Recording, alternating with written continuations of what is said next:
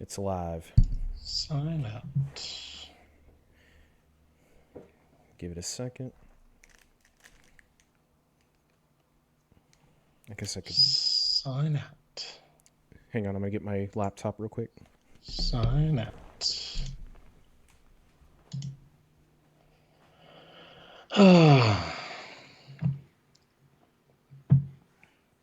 Live and in color. Hello, everybody. This could be your future guest. I heard it. Stop it. Hey Luigi, welcome to the cold open. Oh, God. I can hear everything. I just gave you your segue, fake Oh. Luigi. I'm literally listening into the future. That's weird. Oh, it's because I have it on.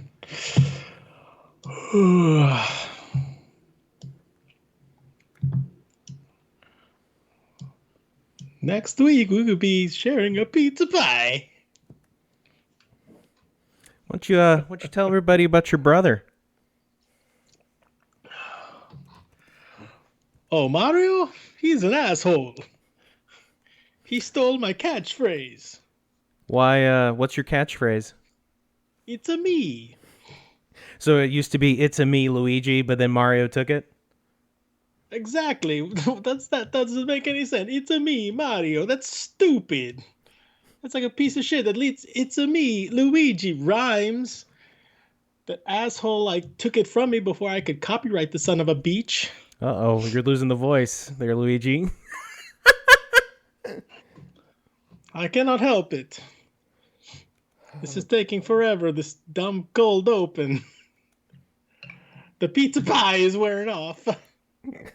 I'm sounding more like Borat every second. I hate it so much. Why Keep don't you going. have me on? It's Sean Connery. I'm here from The Rock. Because you know what? I am the last one. Oh, Moneypenny. How's it feel being dead? It's great up here. I met my long life mate, Alex Trebek. We played long games of Jeopardy over fine ales and martinis with pussy galore. Never with a closed fist. I heard you had one of my countrymen on last week as a guest. That Smithy Fingers. He's a right old chap, isn't he? Shaken, not stirred. All right, well, ladies and gentlemen, that was Sean Connery and Luigi. And ladies and gentlemen, it is now time for the cold open. You really should produce that. Oh, I'm going to. So Charlie, on the way home today, I made a mistake. From the point that I love steak. steak. So from the time that I leave work at 5:00, I get home. It is 6:30. That is an hour and a half. So normally before I leave, I go to the bathroom because it's a long time, hour and a half, and I'm an old man. I did not do that because I was running a little bit behind. The second that I got into my car, I felt the tingles and the jingles of the number 2, not the number 1. But I was like, all right, well, if I have to stop, I stop. I got this. I got this. Well, Charlie, I almost didn't have it. So I go to pick up my son, and it's... Were you coming home from the Stars game or the Rangers game Dude, again? I'm telling you, it was like that. So I went to pick up my son, and I don't feel comfortable being like, hey, Harrison's babysitter, can I go blow up your only bathroom? Oh, no. So I didn't. And so I took him and like, we have to stop somewhere. So there's a quick trip right about a mile away from her house. So we race to the quick trip, and I am on the edge the entire time. Like I'm like raising up, clenching everything. Not quite a quick trip. If No, you get no. Well, I thrown mean, at you. you know. So we get there, and I walk in, and as I'm about ready, and I have my son with me. I have to take him in there. So we go into the Quick Trip. The bathroom is right there. There's a lady that works for Quick Trip that's about to go in. She opens the door and she's like, "Is there anybody in there?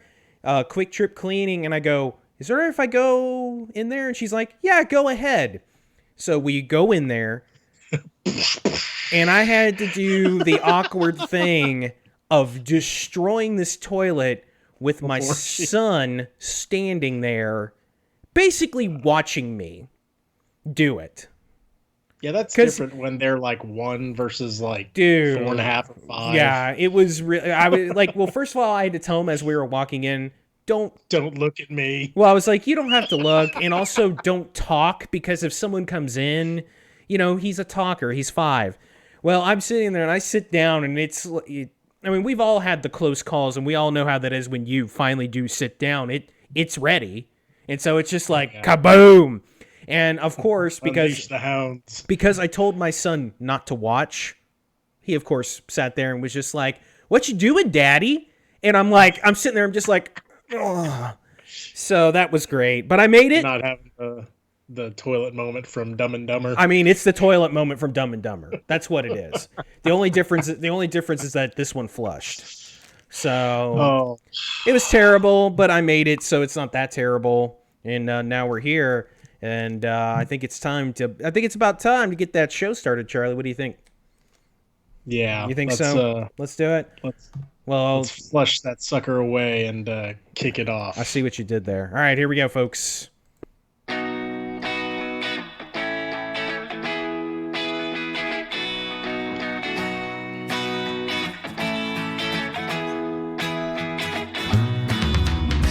Hey everyone, it is Tuesday, December 1st, 2020, and you are listening to I almost said the Giant Beastcast, Jesus Christ. This is the MC Gamescast.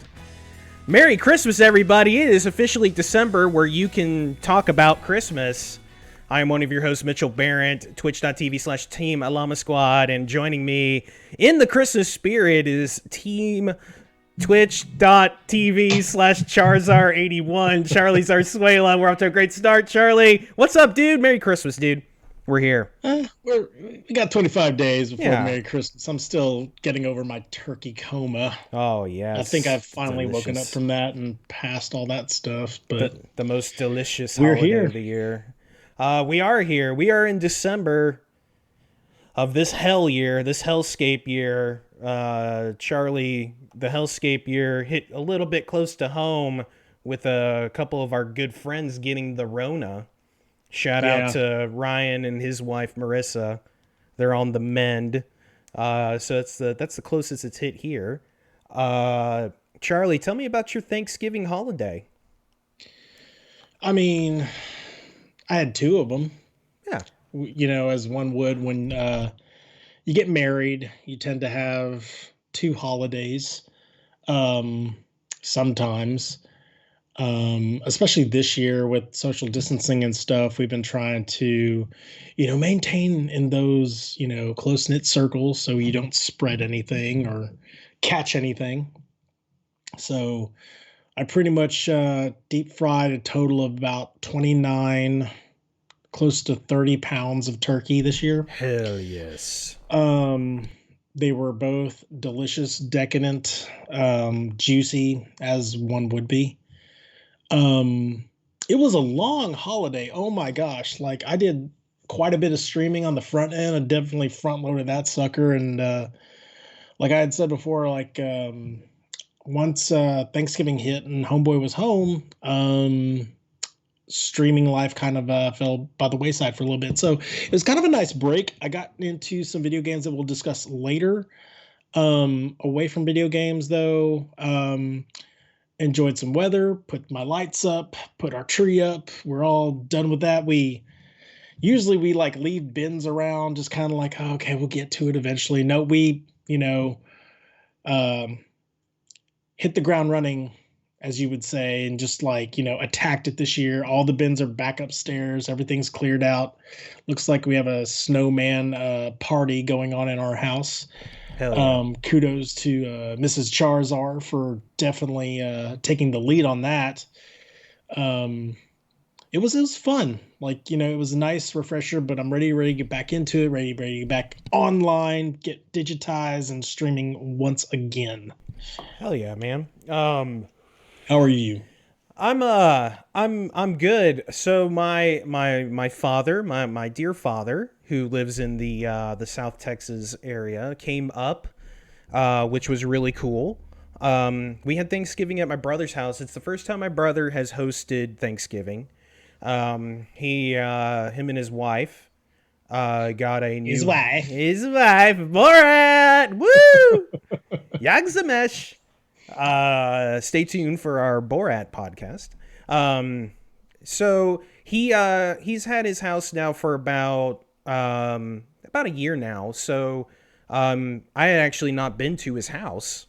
And actually, Charlie, he lives up in your area. I didn't realize that really? like up there just north of well, I won't say. I don't want to I don't want to do that. But Just around us. like yeah, right up there. Like I was driving up there and I'm like, man, this is kind of like on the way to your house. It was kind of weird. Kind of up there by you and our friend Chris and Adam. Okay, cool. So that was cool. He's got a nice house. He's got a 4-month-old and she's the best. I've said that a few. Actually, funny enough, the kid was born the week we did our first podcast. That was Cool. so Vivian and the MC Gamescast are both the same age.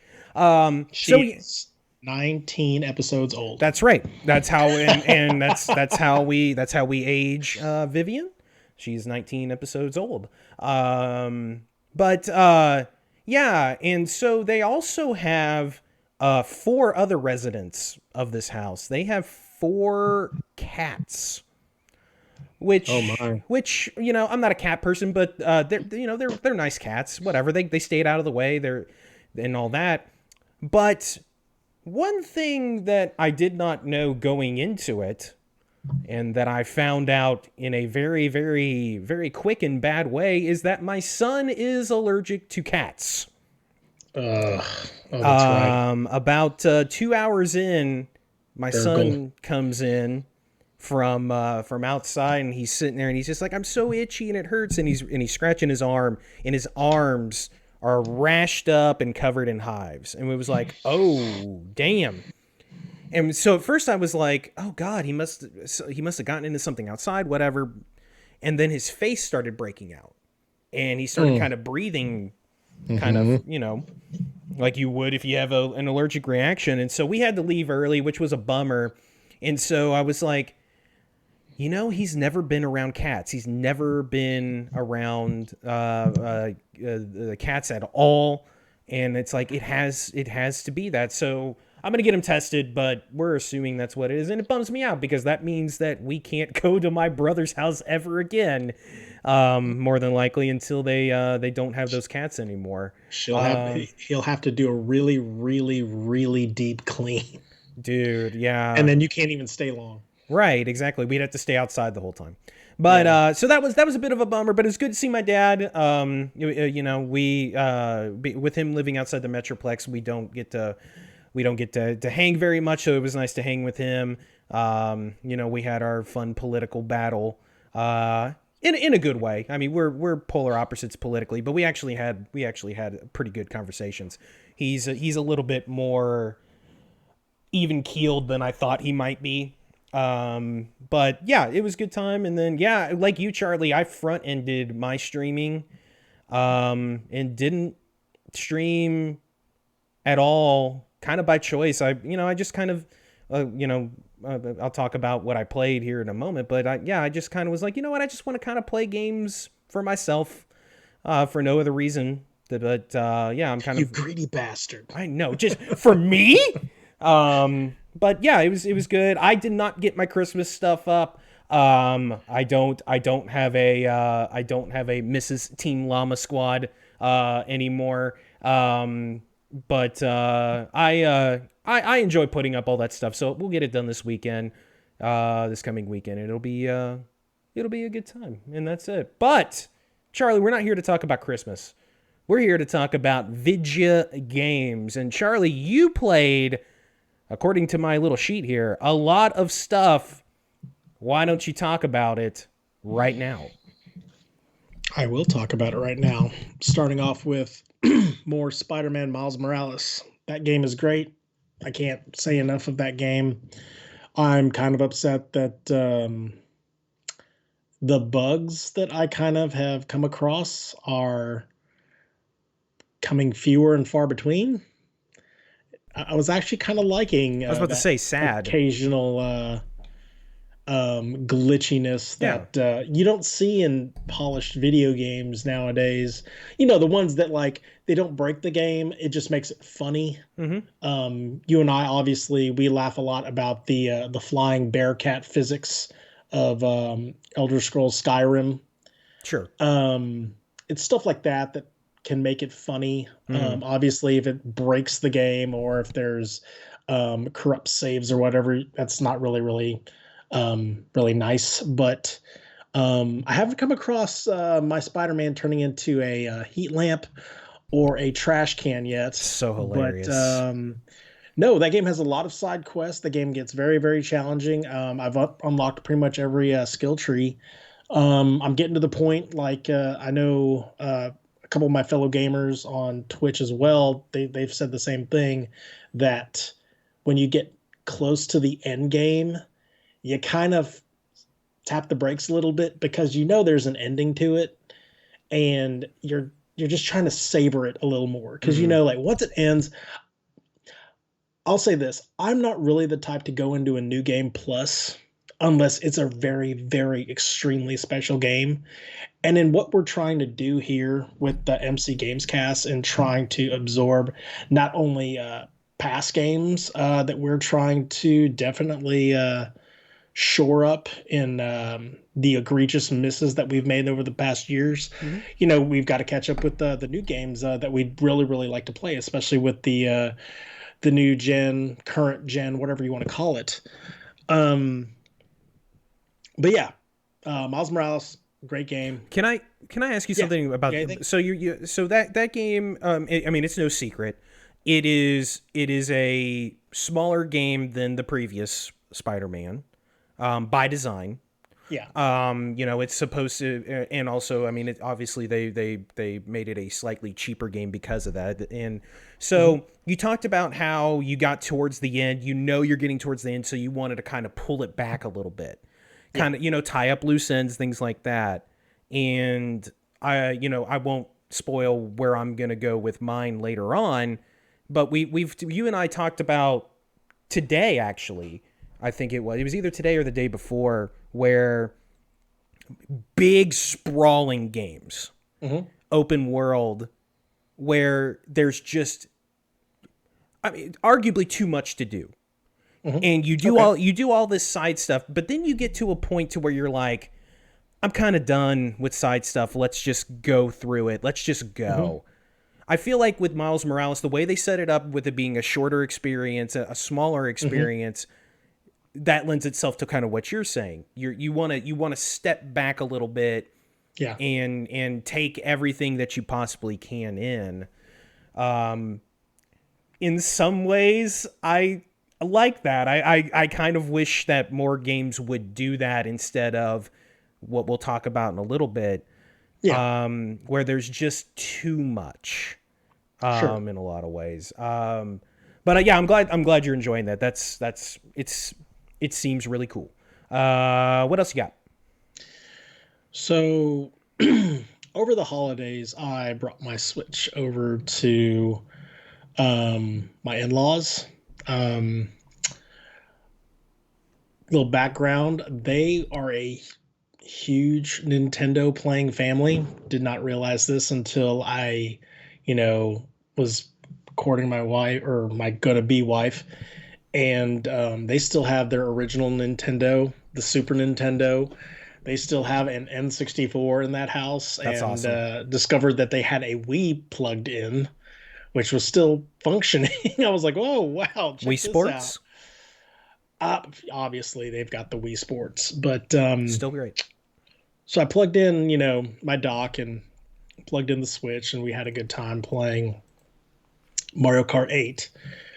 Oh man, playing my nieces, it's amazing how fast they hadn't played that game in a long time. I won't go into the details, but it's been a while since they've like had their hands on any like type of console and stuff. Sure. But boy, they picked it up immediately, and like, it's one of those things where I've been playing it for like the last couple of weeks, and I'm like, okay, we'll see. I even let like my youngest niece, like, I gave her about a good 10-second head start before I finally kicked the pedal on, cock ass that I am sometimes with video games. I'm like, yeah, you go ahead. I'll catch up. Don't worry. I got first. Don't worry about that. She beat me, and I was like, it's one of those moments where you're like, oh man, I have to like sit up to play this game, like, instead of just lounging around. And it was great competition. Like, I forgot how much fun it can be. Like, I love playing online games with you guys and being on the Discord channel and stuff like that and talking together. But there's definitely something different in playing a local multiplayer where you're just in the room with the next person, and you're having jives at each other. You're punching each other in the arm because you just beat them out at the finish line. Um, there's just it's a different level of um, multiplayer gaming that I imagine a lot of people probably get from like games like uh, Modern Warfare, Warzone, stuff like that. But like, to me, it's just like it's almost like a tier. Like, you can get as hyped up as you want with games like that in multiplayer, but there's just something about being in the room with that same person and getting, feeling that energy from them whenever you like beat them or they beat you, and you're just like, friendly giving, jibes at each other back and forth. Um, so we played a little of that. My mother-in-law, she taught us how much of a badass she was at Dr. Mario. It took her a second to kind of understand the Pro controller, Uh-huh. but by the time that kind of kicked in, oh my God, I was just like, okay, I can't talk shit anymore because she's talking shit to That's us. awesome. Yeah, and like, even my wife got into the thick of things, and like it got to be like we only had three controllers, the Pro controller, and we broke out the Joy Cons into their two separate little mini control entity things that are the size, like, they're smaller than a credit card, it seems like. And I've experienced the stick drift. That's fun. Those Oh those man. controllers suck. God, they're so bad. It's so much fun when you're playing battle mode on Mario Kart, and all of a sudden you're just turning, and I'm like, why am I still turning? I'm stuck turning. I can't unturn. Right. But we had a grand old time, and my what I'm leading to the game that I played is my niece kept asking me. She's like, "Hey, Uncle Charlie, do you have Smash?" And I'm like, "Well, I'm I about could to. have it." Yeah. So I went in, bought the game. I knew I was I'm gonna put some decent time into it, and like, I won't spoil anything like going forward, but there's gonna be plenty of time to play that going forward. And I forgot how much I loved Smash Brothers. It's the Super Smash Brothers Ultimate for the Switch. It's amazing how when you start the game, I don't know, maybe it's been a while since I've started that game from scratch. I've always played it with you guys. It was always your copy that we Mm-hmm. played on. Right. And everything was already unlocked. You're like, oh, okay, I can pick all these characters, da da da da da. The game starts off with like 8, 12 characters and such. And I'm like, oh, I can't just go in and, pick Little Joe or pick, you know, Yeah. I'm trying to think of someone really stupid, obscure, or whatever. Game and Watch. Yeah, Game and Watch. I can't pick him. It's like one of those things. I'm like, oh man, I gotta Yeah. unlock all these guys, and so, um, I went in. I did the classic mode. I mean, it's tried and true, but at the same time, I was like, oh man, this is great. This is fun, et cetera, et cetera. Well, then the weekend occurred, and we put Homeboy to bed, and like Sunday night was my night to stream. But again, I was like, I need another day. And when your boy's at home and he has nothing else to do and it's cold outside, he lets all your energy out at you, and you're just like, okay, put him to bed. I need to vent my energy out. And I literally asked her, like, honey, you want to go kick some ass? She's like, sure. So we sat down and we had so much fun relearning all the moves and controls. That game looks so good. Really, really good. I like the fact that maybe there are more maps to unlock, but oh my god, there are like just maps and maps and maps galore Yeah. to play on actually. And It's so it's almost like it's almost like Mario Kart 8 where it's kind of the best of type thing. yeah, It's like this thing where oh yeah, they put in all the old stuff, and of course then there's the new stuff, and hmm that's kind of, it kind of became this, just like, hey, here's the greatest hits. oh yeah. Like I mean, you had Hyrule, you had I don't know, like there was a whole bunch of new stuff that I discovered or whatever, like new modes or whatever. There's this new adventure mode, like I don't know, the weird premise is that this higher being has taken all the characters and he's utilizing them and making them evil versions. So now you have to go in and recapture their essence or something like that. I don't know. It was the longest cinematic, by the way. I felt like I was watching a Final Fantasy cinematic at the very beginning. Even my wife was like, "Are we ever going to start playing this thing?" And I'm like, I mean, it was very magisterial to watch. Right. But there was a point where I'm like, okay, let's can we start playing this game? Yeah. Um, the single player is really really cool. I do like the fact that I don't know if this can be said about previous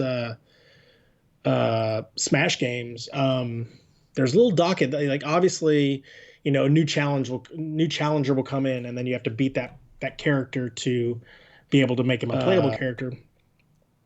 Sometimes you don't succeed. Smash. I'm still testing out which character is my own. Like I was a Zero Suit Samus guy. Like I think on the Smash game on the Wii. Mm-hmm. Yeah, the Wii. And no, actually, it's the Wii U. Yeah, it's the Wii U. And I played with her, and like like we would tear things up with that double kick that she had and her double smash and stuff like that. Um, but she's not available, so I was like, okay, I'll use Metro, or I'll use regular Samus, with the suit or whatever. And I'm just experimenting here. I unlocked Captain Falcon. Oh my gosh, when you do a down smash, you go as under diagonal Russian, and all of a sudden you've killed yourself. But I do like there's a little option where, like, it's like a little special section where you can, like, basically, go straight in and unlock the characters that you did not unlock, which was kind of nice. Mm-hmm. Gosh, you can go in and there's so much in this game. We were talking about this not too long, I think yesterday, where now we understand why their little treehouse minuet of pretty much just Smash was all Smash. And so, Exactly. oh my gosh, there are tons and tons of characters, tons and tons of material, tons and tons of content, tons of modes. I'm like, it almost like, I can understand where it can be overwhelming, but at the same time, it's one of those things where if you look through the forest of the trees, it's going to just completely take you over. But if you take it one piece at a time, you don't even realize how much you just uncover and unlock as you go along. Yeah. But Almost like no, it's a really really good game. yeah, it's almost like the passive unlocking of stuff. Like, you all of a sudden you just, this is unlocked. Okay, cool. Yeah, let's keep going on. And they kind of give you that spoonful of, like, keep going. You're gonna keep doing it. You're gonna keep unlocking. In a way that's really, it's really good that they kind of do that. I do wish there was just like, hey, I just want it all unlocked. I just play multiplayer. That's all I do. That'd be nice if they did that, but Also, at the same time, it's like, okay, that's fine. Um, Yeah, and I anyway, get that. Like, I mean, I liked, jumping in y'all's game back in the day and just yeah, like, oh, I can do whatever I want right now. And there's some credit to like doing it yourself. And honestly, I kind of like it at the approach I'm taking now with stuff being locked because it's reacclimating myself to my game style, my old game style, and discovering actually like the weaknesses in my gameplay and making me a better player because I'm getting a whole lot of repetition and more exposure to characters that I've honestly never even given a thought to even trying. I was like, okay, I honestly like I never understood your fascination with playing with Mario. Now I do because honestly, the limited options that I had, I was like, yeah, let's try Mario for a while, and I started really, really being accustomed to his recovery skills, his smashes and such like that. So they still have the home run bat challenge that's in there. The training challenge is really, really nice. That helps you out. And you can listen to a whole array of like soundtracks in that game that is just God, it is a very, very deep Smash Brothers game. very so much so. And I'm looking forward to playing with more than just like one player. Or more than just like again, me and my wife we play on teams because you know we would have fights if we get competitive with each other, regardless like of who beats whom. Yeah, But it's deep, very, very, very deep. yeah, Go ahead, keep going. What you that was got? Super Smash Brothers. I was gonna go on this next game, but I'm gonna talk about another one. Fall Guys Season 2. Dive back into that. My brother's been playing that. Josh Shizzle 2323 on the Twitch and on the YouTube. I saw him playing, and I was like, I was just chatting with him on a Sunday, watching some really, really crappy football, and I was like, hey, you want to squat up really quick? And so I literally jumped like onto his stream, into his game, and yeah, like just like any other game, games can be more fun when you're playing with other people, and that game is really, really has really, really come to its own. We were so psyched when the first Fall Guys game came out. I don't know how much you've played since your hype at that, but I've kind of dived in, here and again just to, you know, so I won't forget the flavor of it. I have it on my PC. I also have it on the Xbox, or the PS4. But it's a really, really fun game. Like when he told me that he streamed it for like an hour and a half, I was like, oh my god, that is a lot of Fall Guys. And because obviously the wave base system that's behind it, you could pretty much like play a whole cycle within 10, 15 minutes at most. Heck, 10, no, actually, I'll Excuse me. say closer to 10 minutes at most. So, I mean, you could pretty much do that like really, really quickly. And like by the time, it's not a very deep game. But I do like the new things that you can do in season two. God, the obstacles have gotten a lot harder. The There's a lot more teamwork required. You can move obstacles, which is crazy bananas. That hexagon closer, the finale, that still boggles my mind at like people who win that thing. Like they just meticulously jump on each hexagon square before advantages, I never and won they one know of exactly those. when to jump off. And what? I never won one of those. The hexagon one. No, neither. No, neither. I've always done the race to the top, and I've Yeah, I've always won that one. yeah, that's the one. Well, when I've Yeah, that's the only one I've won. yeah, same here. No, I've always won that one. I always win But when it's Fall Mountain. the new costumes, I saw a Godzilla costume in there, and I was telling my brother on his chest like, oh my god, I want that right now. Like That's it looks awesome. really, really cool. And heck, there's so many like other costumes. The medieval costumes look really, really great. The obstacles look a lot more treacherous and look a lot more daunting. Hell, there was a portion where they've like tricked out some of the older obstacle courses, and God, I was like dead last for like a good 30 seconds, and like I was literally just ping-ponging my way through these turnstiles, and I'm like, well, I'm not gonna finish, so I'll spectate and I'll just be your eyes. And That's what we she said. nearly led my brother to a crown, but Nice. that's that. Finally, God, like I said, I went through a lot of games in this time off. It was nice. So I watched The Queen's Gambit on Netflix. It's a great 7 episode miniseries, mainly about this girl who plays chess, and she's a dynamo at it. She's a prodigy. Well, that made me think. I'm like, I hadn't played real chess since, back in the Starbucks days where we would take a 10 and we would literally whip out our chess pieces, mark that. And heck, we would have our own chessboards. I still have mine that, I used to take out, from time to time at Starbucks during lunches and stuff. And we would totally go to town and play chess. Smithy fingers, dude, you will destroy me at chess, but I'm learning. I'm getting That better that at it. that and snooker. Snooker. Oh my God. Yeah, he's fallen out just hearing you say Yeah, he that. just fell out of his chair again. um, no, yeah, I forgot how much I really, really, really like the intricacies of chess and playing it and the strategies, the brain power that goes behind that. Like it makes you feel smarter, like when you play chess. I don't know. It's that and Um, Scrabble. yeah. So yeah, oh gosh, yeah. Status quo. My mom used to play that against me. Triple word score. Oh, God bless. Anyway, yeah, like, your parents will always school you at something you think that you're a master of. It's ridiculous. But no, so there's this game on the PlayStation Network. It's called Chess Ultra. You could stream it right now. I'm not sure how much longer it's available on there.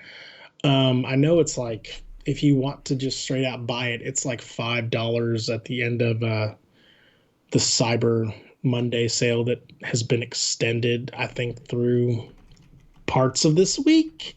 I don't know.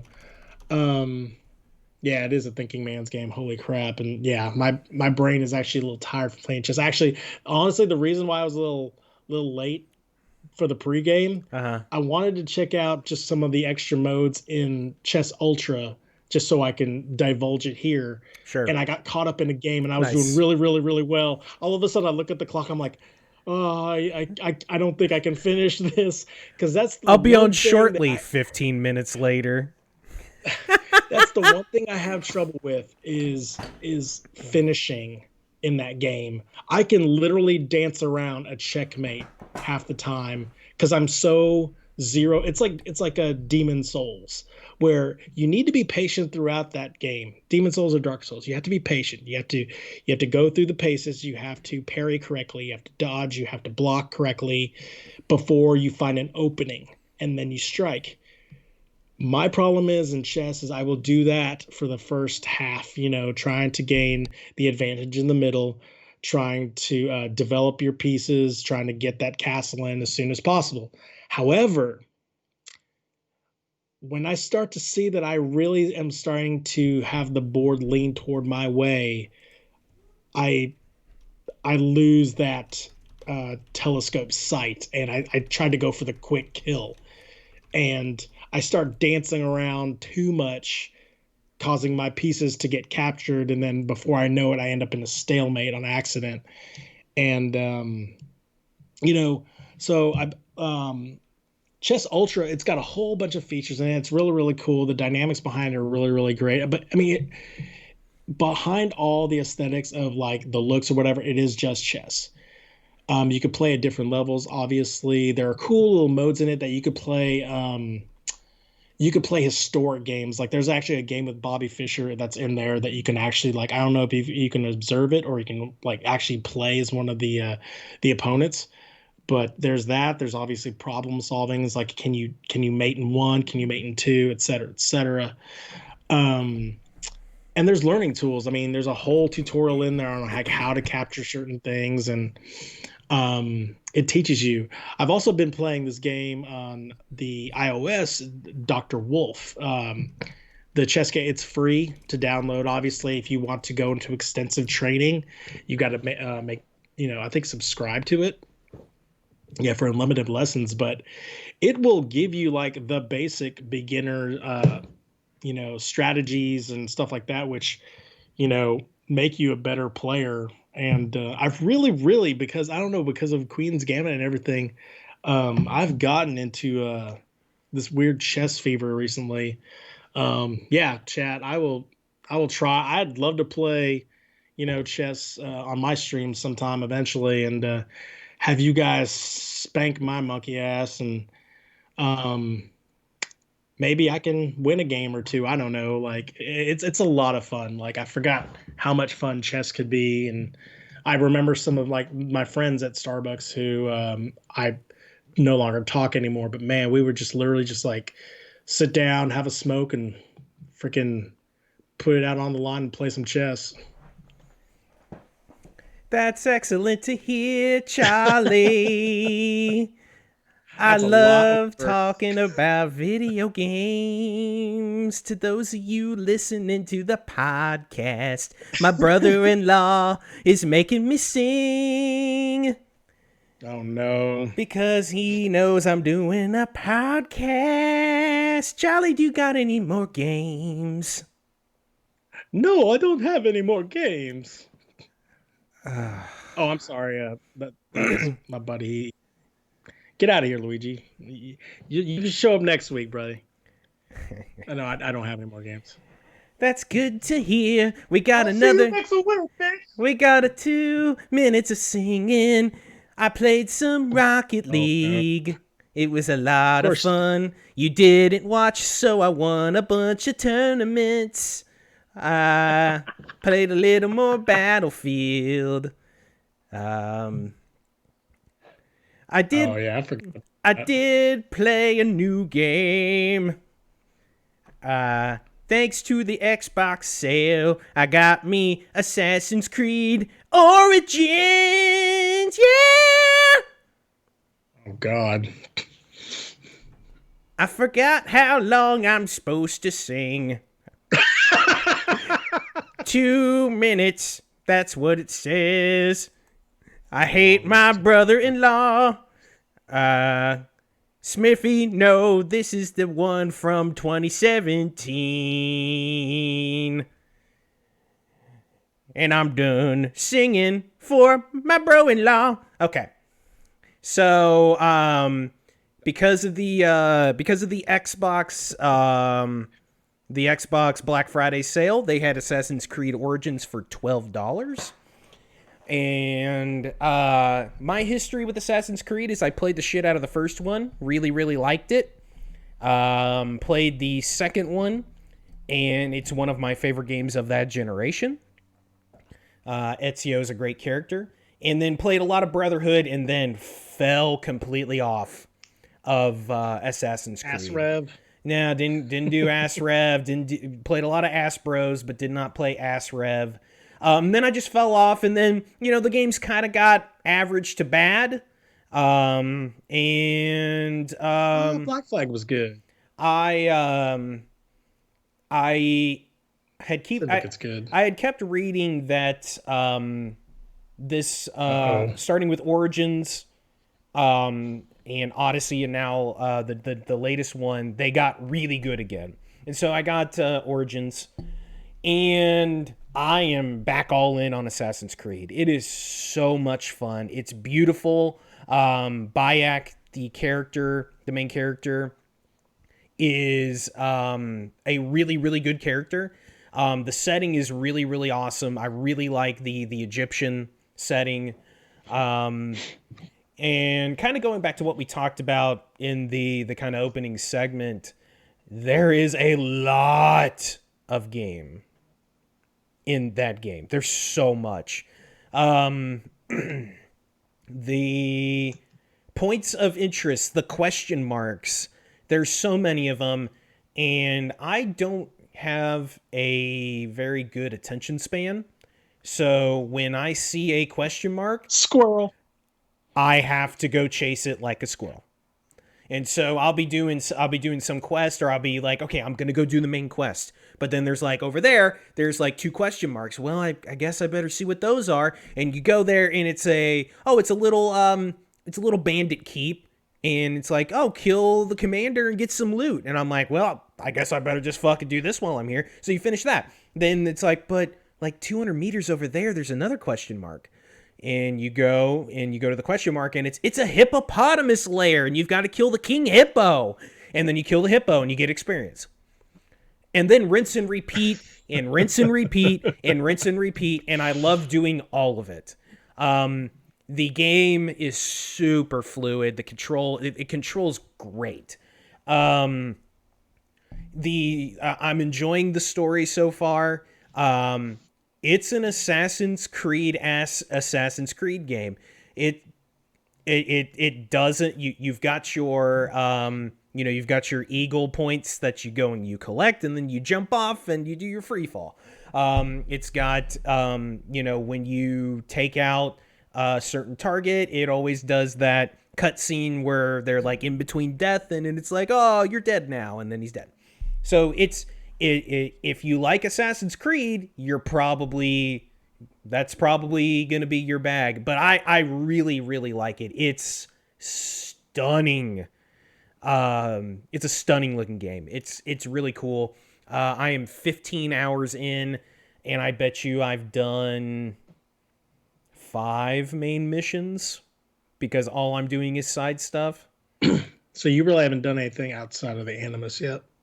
I'm trying to remember. I've done 2. You're ahead of me though, so I've done 2 things outside of the Animus.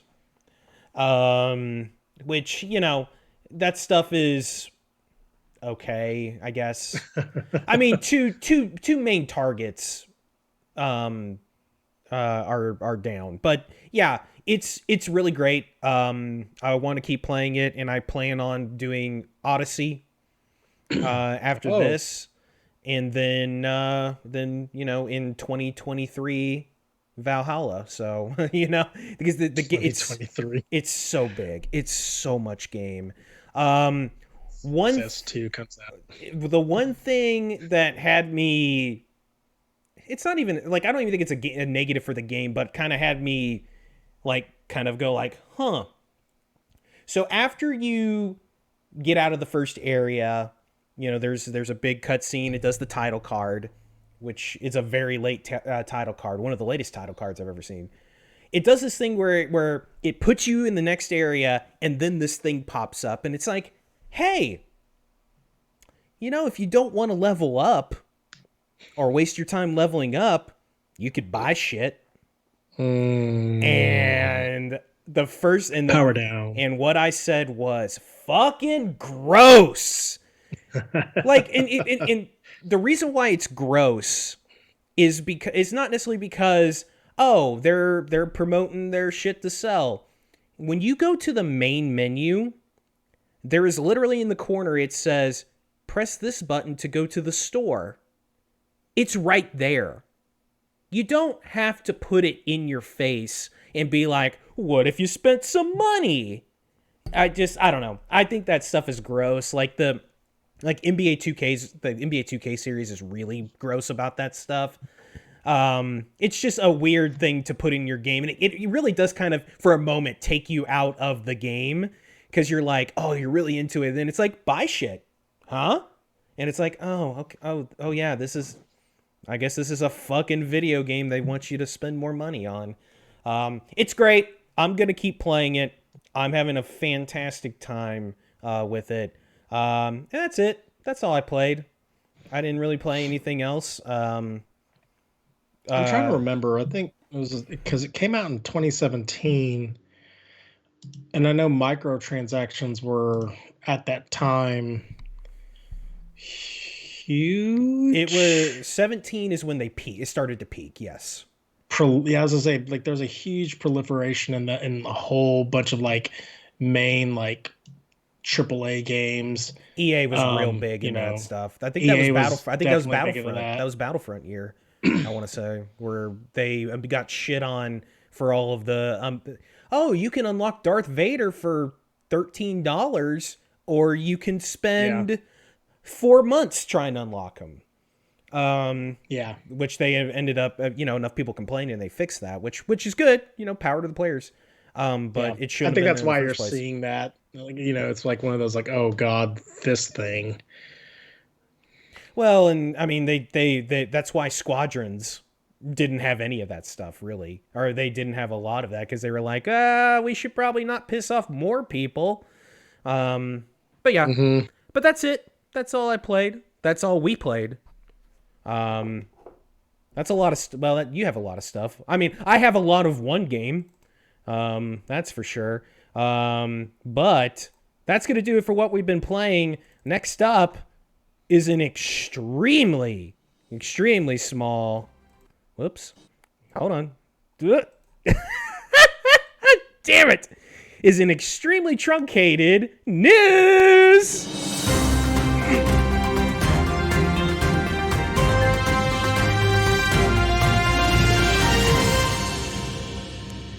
And man, I'm doing great. I'm so good at this. Yeah, we're at the end of the year, Charlie. There's not much news. Charlie, you pulled a couple stories. I'll let you. I'll let you handle both of them. Let's go. What's the first bit? Okay. So this pretty much hits close to home for me. eBay's fighting against several PS5 scammers on their site. So several photos are being auctioned off on the site, purported to be the real deal, the actual console. Fooling bid, and people are actually bidding on these items for like hundreds of thousands of dollars, thinking that they are the consoles themselves. Well, eBay is actually fighting back against these scammers, and the site is definitely working on removing them. I heard today that there was an issue where a company was trying to buy hundreds of units of Xbox Series X's, and I think it was from Microsoft, and Microsoft is like, no, we're not gonna let you do that. Yep, cancel the order. Because obviously the idea is to turn it around, flip it for Double. extra money and stuff like that. And I, it this season regarding the sale of new consoles has been probably one of the biggest clusters that I can remember 100% in recent years. For both. It's been just and it's a nightmare. Like, I mean, I found it funny because I actually went to eBay just to like kind of just check out to see if I can find these photographs or whatever, and they were there too. And I was like, oh wow, that one has 23 people bidding on like, if you read it, and like that's one of the things too, is that as long as these people describe everything to the T, right? They technically are not trying to dupe the seller. Yeah. I mean, obviously, well, in the eyes of eBay. Exactly. In the eyes of eBay, in the legalese, if you take it to court, it's right there in black and white. If you're one of those quick clickers, that's kind of your fault. That's kind of your bag. But just to see like all these people selling or auctioning off these units for $1,800 to $2,000, just God, that racks my brain at how, and like what troubles me even more, I don't know what troubles me more, the fact that it happens, or the fact that there are actually people willing to encourage this kind of behavior. Yeah. And pay that money. To me, those people are worse. Because the former would go away if those people didn't buy those consoles for $1,500, $2,000. They would go away because then there's no demand. And so then, I mean, it's like at the early stages of the pandemic, people were buying up the toilet paper and they were buying the hand sanitizer. Well, the market put a stop to it because people were like, I'm not going to pay for this stuff. Like, no, that's silly. Yeah. And that's for a necessity. But then you're talking about electronics and things that aren't needs. And some people will spend that kind of money to do that, and And it's gross. it's your money.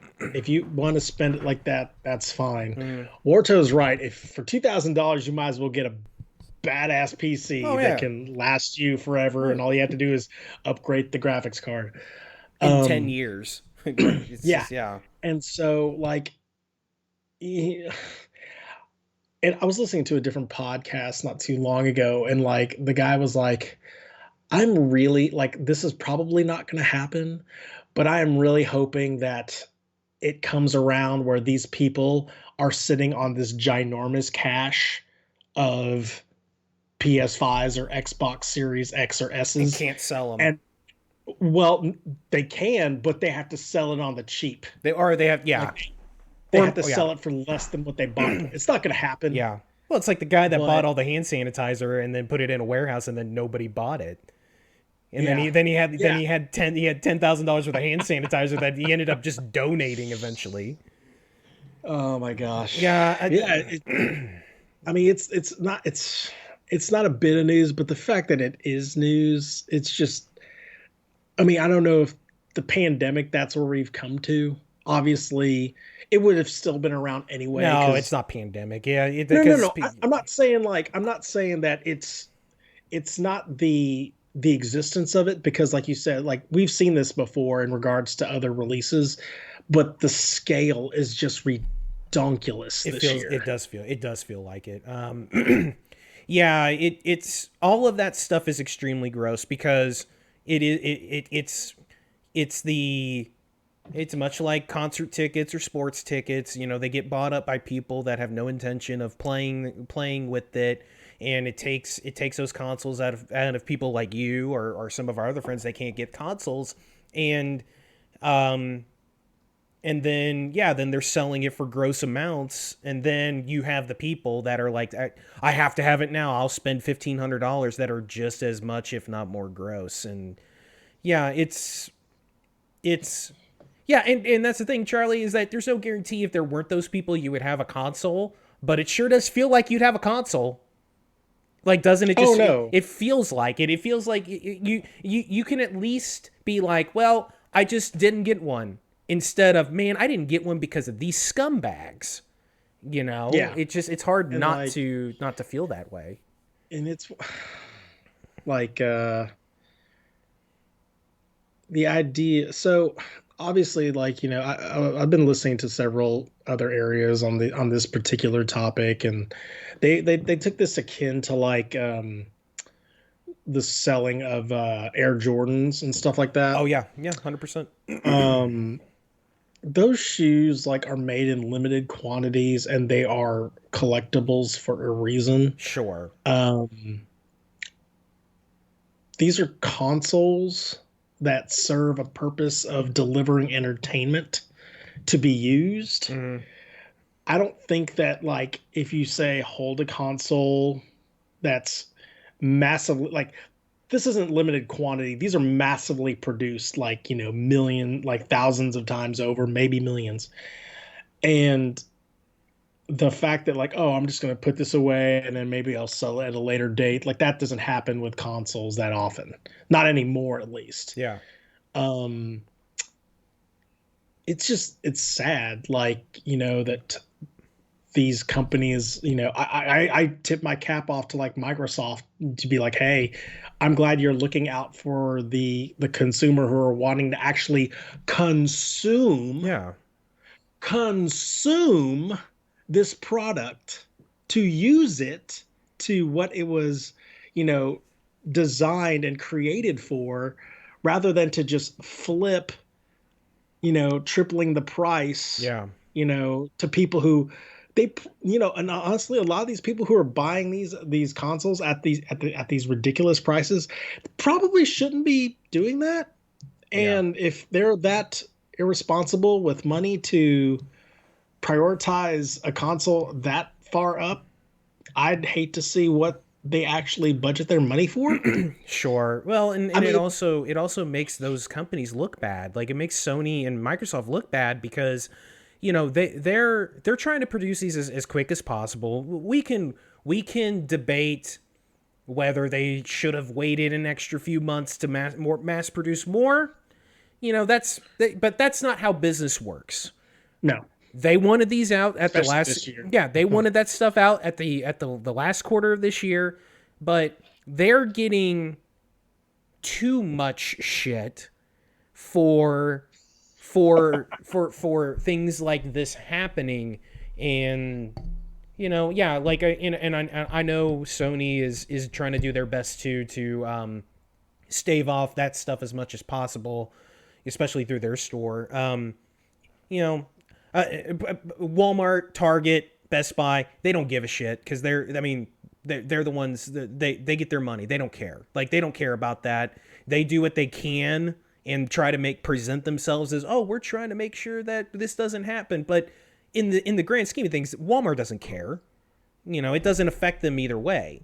So, but yeah, Microsoft and Sony, they don't like this because it makes everybody pissed off, and it's just, it's really sad, and it's gross, and I hate it, and it's never gonna change. It'll never get fixed. And that's the thing that's the shame. Yeah, So, not this year. The idea of getting a PS5 it's come and gone in my eyes, and I'm looking toward bigger and better things. If they come out, decide, hey, we're finally releasing more, I'm not gonna bat my eye twice until it's readily available on shelves at a store. And even then, I'm like, we'll see. Like, I can wait. Honestly, the one game that I wanted to play, Spider-Man Miles Morales, was available on PS4. I can wait for God of War 2. Like, if it's a PS5 exclusive, Death Proof, we'll see. But again, because of the purchase of Microsoft of Bethesda, it's going to be available on PC. So, I got out my PC game a little bit, but it's a very, very sad affair for like video game players who all they wanted to do was just buy a console, man. That's right. all we wanted. Yeah. But for sure, you can't have that. Speaking, I guess this is last gen. I guess. What's the other story? Doom Eternal has a Nintendo Switch release date, and that date was released not too long ago, and it's December 8th. So people with the Nintendo Switch can now go forth and play the sequel to the acclaimed Doom from 2016. Now they can play Doom Eternal on their Switch. So that's cool. Yeah. That's not going much like Doom 2016. That won't be the system to play that on if you have any other system. But yeah, if you're only a Switch person, then you can play Doom Eternal. I did read, Charlie, that the DLC that just came out will be coming pretty soon to Switch. It's not going to be day and date, but they will be bringing that DLC, that first DLC pack, as soon as they can. Cool. Charlie, we got one more story. What is it? And finally, the Stadia still exists. Okay. It's still in the wild. Okay. Much like the cougar in North Texas. Okay. The mountain lion. Mountain lion. Yeah. Yes. What was that, Luigi? You want a Stadia? Well, You'll tell us about next week. Good. Well, Okay. Well, good for him. He's going to be the only one that plays it. For one more week, it still exists, and that's the news. Yeah, you can play Doom on the toilet. You can play Doom on the toilet. That's true. That's true. That's true. Oh my God! Can you imagine that heavy metal just cacophony of awesomeness while you're on I mean, the can? you could just be like me and have a view of your television from your bathroom. I'm just saying. Oh my God! Just Lamb of God just spitting out of the toilet room. I actually kill him now! Ah! I actually don't have a view of my TV because I don't own a TV because my son broke them all. That's the news. New releases. There's actually no new releases this week, but a couple of interesting things. The Dragon Quest 11 Definitive Edition is out this week on PS4 and Xbox One, including Game Pass. That's Thursday. I only mention that because I will be getting that. That I've been wanting to play Dragon Quest. And then also, the next-gen versions of FIFA 21 and Madden are out. So, if you like that shit, I guess. Yay! You know someone who might buy that. Oh boy! Even though he doesn't have the console. That would be terrible. Yeah, who cares? I mean, I like it kind of was one of those things we were talking about early, Charlie. We sometimes feel obligated to put something in these spaces, but now that I've actually said it, I probably could have just left it off because, whoa, Charlie, FIFA and Madden came out on a console. Whoa. Again, this is news that matters to us. I question if it matters to us, though. Right? Anyway, so that's the news. That's the new releases. So we're going to get into the topic of the show. And ladies and gentlemen, it's a special week for the topic of the show because what we're doing is this.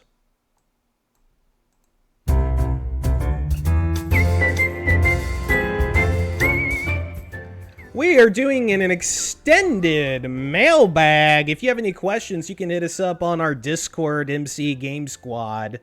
You can hit us up on Twitter, Charizard81 or Team Llama Games. You can hit us up in the chat. You can hit us up in person. You can call us on the phone. Smoke signals. You can read smoke signals? Yeah, we'll talk about it later. You can use a series of drones in the air spelling out your question. Twerk at us. We had a lot of questions going into this week, so we thought what we would do is we would ask for extras, Charlie, and do kind of a all about the fans. Let the fan decide. Yay! So we've got a ton of questions this week, and what I did is I separated them by our great and wonderful fans of the show, and there was a wide range of stuff. We've got food, we've got Christmas, we've got video games, and more food after that, and then we've got Sturm, but we'll get to him later. We're going to start with our good pal Smithy Fingers, featured last week on the MC Gamescast. He starts off with, Charlie, what's been the best / or worse video game product Christmas present that you have been given or that you gave to someone? So I don't give out shitty presents, so I don't have to answer half of this question. Fuck yes, sir. I respect, like, I like to give as much as I like to receive. 100%. I mean, 100. Okay. All right. Well, but was that Luigi? My wife.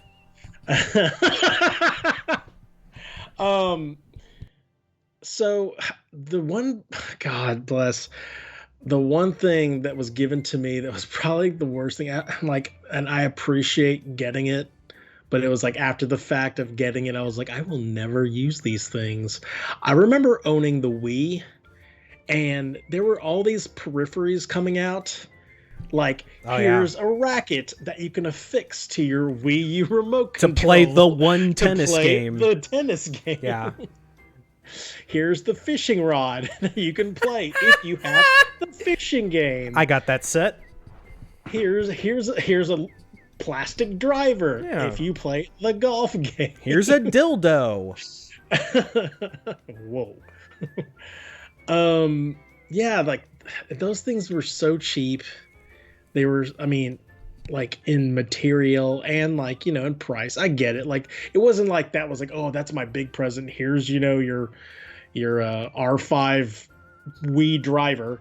No, that wasn't all about it. But it just came to the fact that, like, once I got it, it literally was, like, maybe used once and then stuck in a drawer and, never thought of ever again. And then when obviously I sold the Wii back, trying to upgrade to the Wii U,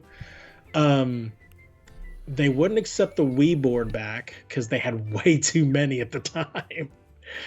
Good old Edgar Renteria. And they wouldn't accept, obviously, the accessories because, they were out of package or whatever, and they can't repackage it. This was a GameStop, by the way. And so, yeah, that would probably be the worst one that I could think of. How about you? The best thing I ever got was my NES back in the day. I woke up in the middle of the night to go out and see my dad testing it out, and so it kind of blew the surprise. But yeah, that's definitely the best video game thing I got. Probably the worst thing. So my I guess ex-father-in-law, I guess if you want to call him that. He really wanted to get me something video game related. Oh, I remember this. And so he asked my then wife, what is he like? Well, she really didn't know very much. And she goes, I mean, he likes shooting stuff. And said the only video game probably that she knew, which was Call of Duty. Well, especially back then, I was not a Call of Duty guy at all. And so Duck Hunt. Hard copy of Fortnite, that'd be terrible. So here comes Christmas, and there's a present that's in the size of a video game, and I'm like, oh shit, I'm getting a video game. And I open it up, and it was Call of Duty Ghost. They couldn't even first of all, they couldn't be bothered to get me the latest one. Which I realize that I'm sounding ungrateful. And that's fine. I don't care. Fuck them. You ungrateful bastard. At that point, Call of Duty Ghost was the Call of Duty from 3 years ago, for 3 years prior. So he got me the cheapest one he possibly could. And to the $5 bin. Pretty much. And so I opened it, and I had to do the, oh, that's awesome. And I never opened it. Never opened it. In fact, I took it, I didn't know exactly where he got it, so I just assumed Walmart, and went and got store credit for a game that he gifted me, and then used it to buy something that I wanted. So yeah. The chat's saying that Ghost wasn't that bad. That's fine. I mean, I don't have an opinion either way. I wasn't a Call of Duty guy back then at all. So I had no interest in playing it. So yeah, it was that awkward, like, haha, thank you so much, father-in-law, for a game that I'm totally not gonna ever open. You're like, hey, video games, yes. Right. Oh, you're right, just the generic video games, bro. So yeah, that was definitely guns on it. He'll like this. Probably the best I've ever given was when I gave my daughter her Nintendo DS. She flipped out. That was cool. But yeah, yeah. So that's about it. Let's keep it rolling, Charlie, unless you got anything else. No? Let's keep it rolling. More from Smithy. You've just been put on lockdown for the unforeseeable future. And you have $80 to spend on video games. Do you A, buy the latest and greatest, you spend all your money on one game, it's the latest game, or do you go with a selection of older but cheaper games to enjoy because you're going to have so much time? Well, I thought long and hard about this one. Mm-hmm.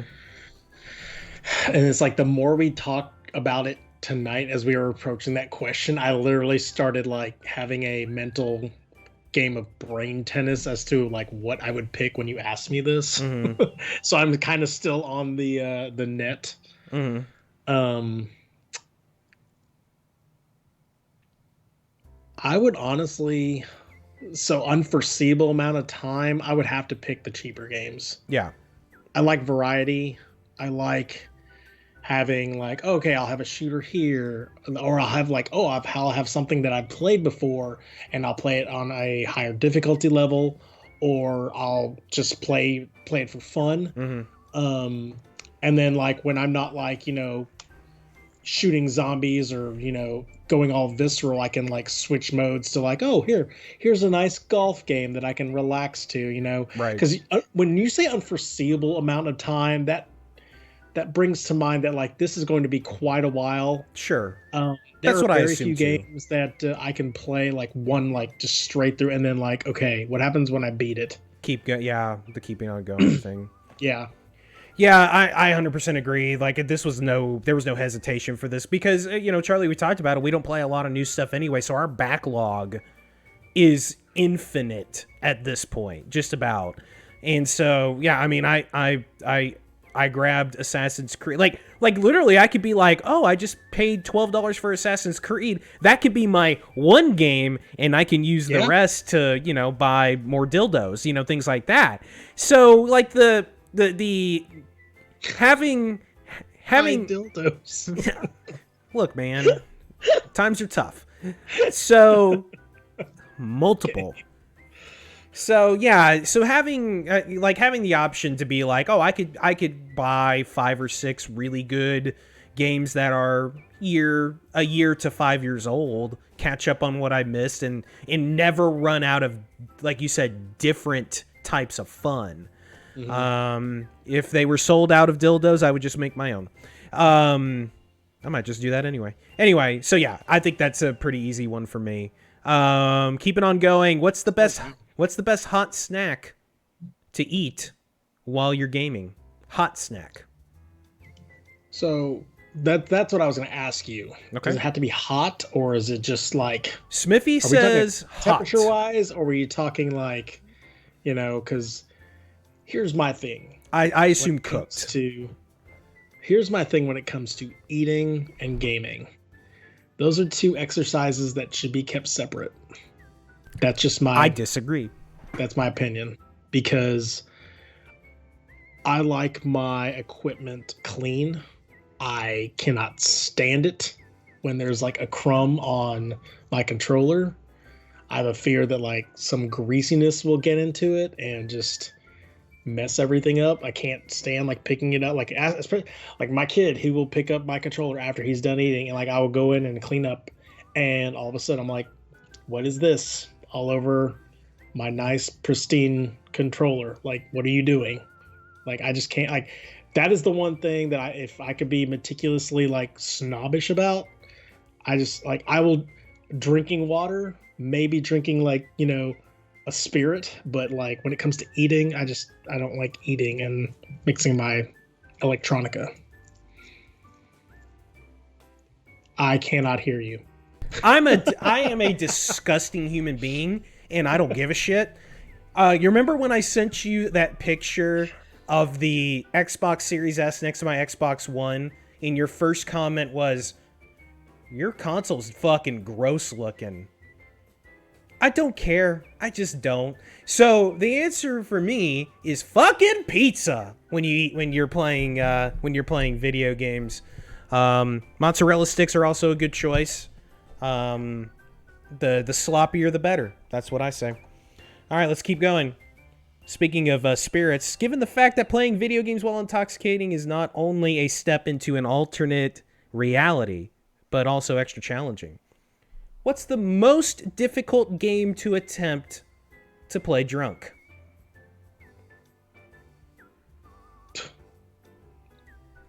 Like, that could be a lot of things. See, I think like easy stuff would be Dark Souls. Well, I mean that's hard. That's hard sober. You know what? You know what I think it is, Charlie. And we've done this. I think it's Rock Band. When you're hammered, trying to sing, especially singing or playing drums.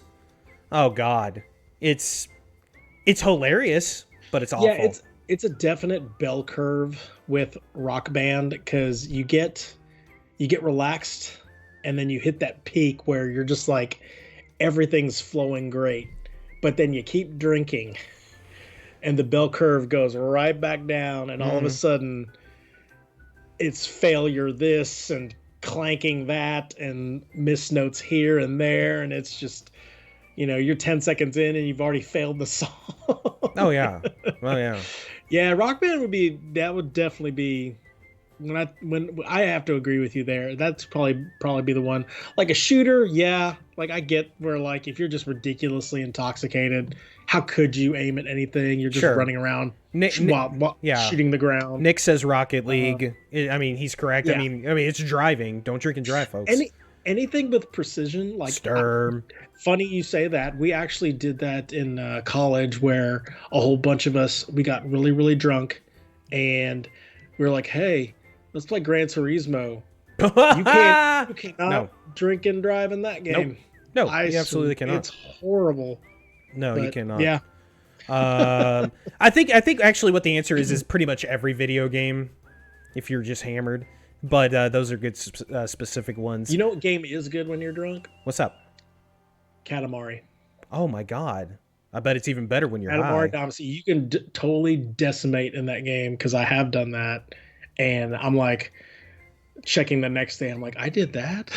Like I couldn't beat that level, stone cold sober 3 days ago, but like now I'm like 3 levels past that. Like, and you never remember how you did it. Nope. Human Fall Flat. Oh, dude, Human Fall Flat. I bet it is. Dude. Gang Beast. Oh, Gang. Oh, redoing. You know what? I almost put this in the news, and I should have. Gang Beast is coming to Game Pass. Oh, really? Oh, hey, PC as well, Charlie. Holiday. PC as well. Oh my God, I can't. Oh boy, Gang Beast, such a great game. Human Fall Flat is incredible too. GTA is pretty fun. Hell, yeah. Yeah, I bet. Yeah. Charlie, have you played Human Fall Flat before? No, I've seen it, but you should play it. It's really neat. It's a really neat game. All right, let's keep going. Let's do this. Let's keep it at Smithy. What would be the absolute worst and best game to be made into a VR mode? All right, I read this too. And the obvious worst game would be Katamari. Oh God! Oh God! You'd throw up. You would throw up immediately. 100%. It would be horrible. Like, yeah, like just if you haven't played Katamari Damacy or Katamari Forever or anything like that, so you're this little person. Do it. That you're constantly you need to play it one, but the idea behind it is that you're this little person. It's a prince. And you're just constantly rolling up objects, and the idea is that you're given like an objective, like you have to roll it like larger than a basketball, or larger than a like a big globe, or larger than a building and stuff like that. Like the ranges between how large you have to roll things up are very very vast and very very varied. And you were just constant, like this little creature starts off rolling things, and you're just collecting random junk and compiling it into this huge ball of like rubble, and it's very cute and very the design is very unique when you watch it. It's very it's a very Japanese looking game. I don't know how else to put that. It's very Japanese. It's a really really fun, like the gameplay is extremely unique. There's no other game really like it. But it's really really fun when you play it. But going back to it, yeah, that game VR, no.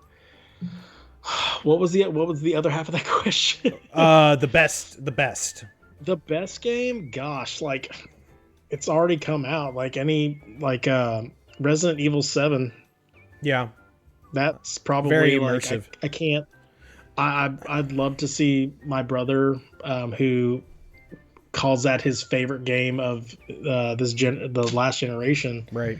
Don't know if Hitman's now included, but Hitman, that's another one. There's tons of games that I could think in VR, to be honest. The third one's gonna have VR support. Would be really really good. Yeah, that's cool. Yeah. That's neat. So, like I know it would be bad, but I would want to try it. I know I would throw up. Like I feel like VR in general, I would not handle it well.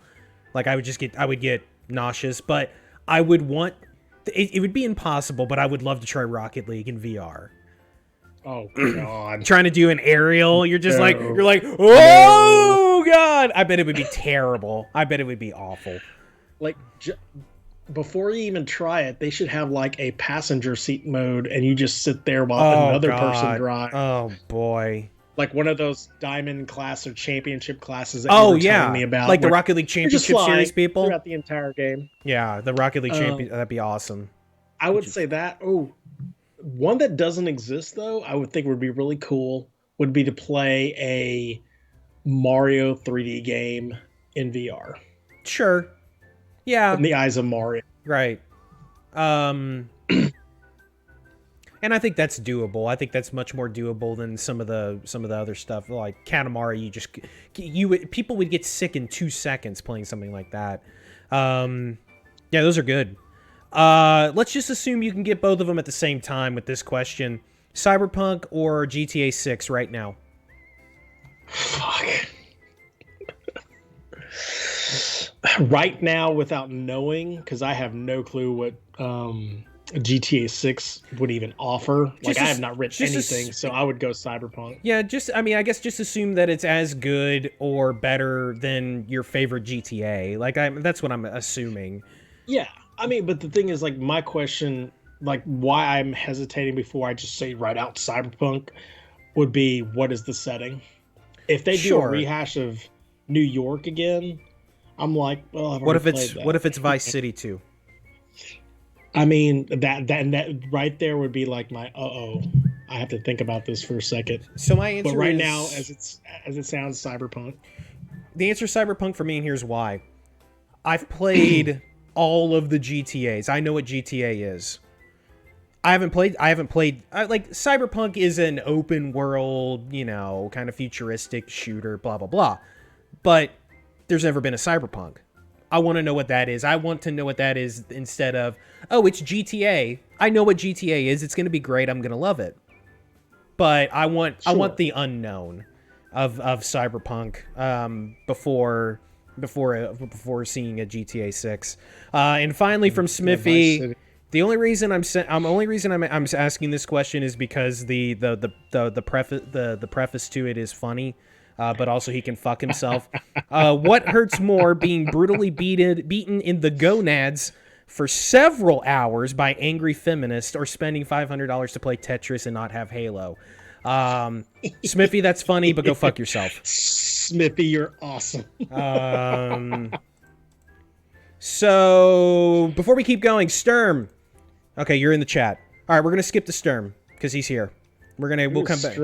Strum. We're gonna go to Strum. I fucking spelled it Strum. Yes. Oh, Sturm. I spelled it Strum on the run sheet. I love it. So we're gonna get to Sturm's questions. Thank you, Smithy. I love what you think. How you think? First question from Strum. How do we combat the growing vegan crisis? Should it be legal to bully vegans and vegetarians? And why did you choose yes? Here's how you combat the growing vegan crisis. Mm-hmm. You cease the production of every vegan asking for their shit to taste like meat. Okay. When they taste all their stuff and it tastes like plants, they will come back and get their senses back into them and start eating meat again. Plain and simple. Cut the supply. Mm-hmm. They'll be like, what the hell is kale? Okay. I love kale. Mm-hmm. But they'll be like, oh, this burger tastes like shit. Mm-hmm. Let me go back and let me go back to the right side. Right. Isn't the actual answer who gives a shit? It's do what you want to do. Who fucking cares? All these questions are who gives a shit, but we gotta talk. Like, it's all about dialogue. Just because Sturm asked the question doesn't mean you need to shit on his parade. Come on. I'm not gonna shit on his parade because I'm gonna totally answer the next question. What's your favorite burger chain? What is it? Oh, you want me to answer? Oh, I thought I was. Yeah, you go first this time. It's Five Guys. It's Five Guys because their hamburgers are great. I don't know if they're the best hamburger, but they're great, and they have the best fries, and also they give you the most fries. It's Five Guys. Boy, I don't know. I had Muya not too long ago, and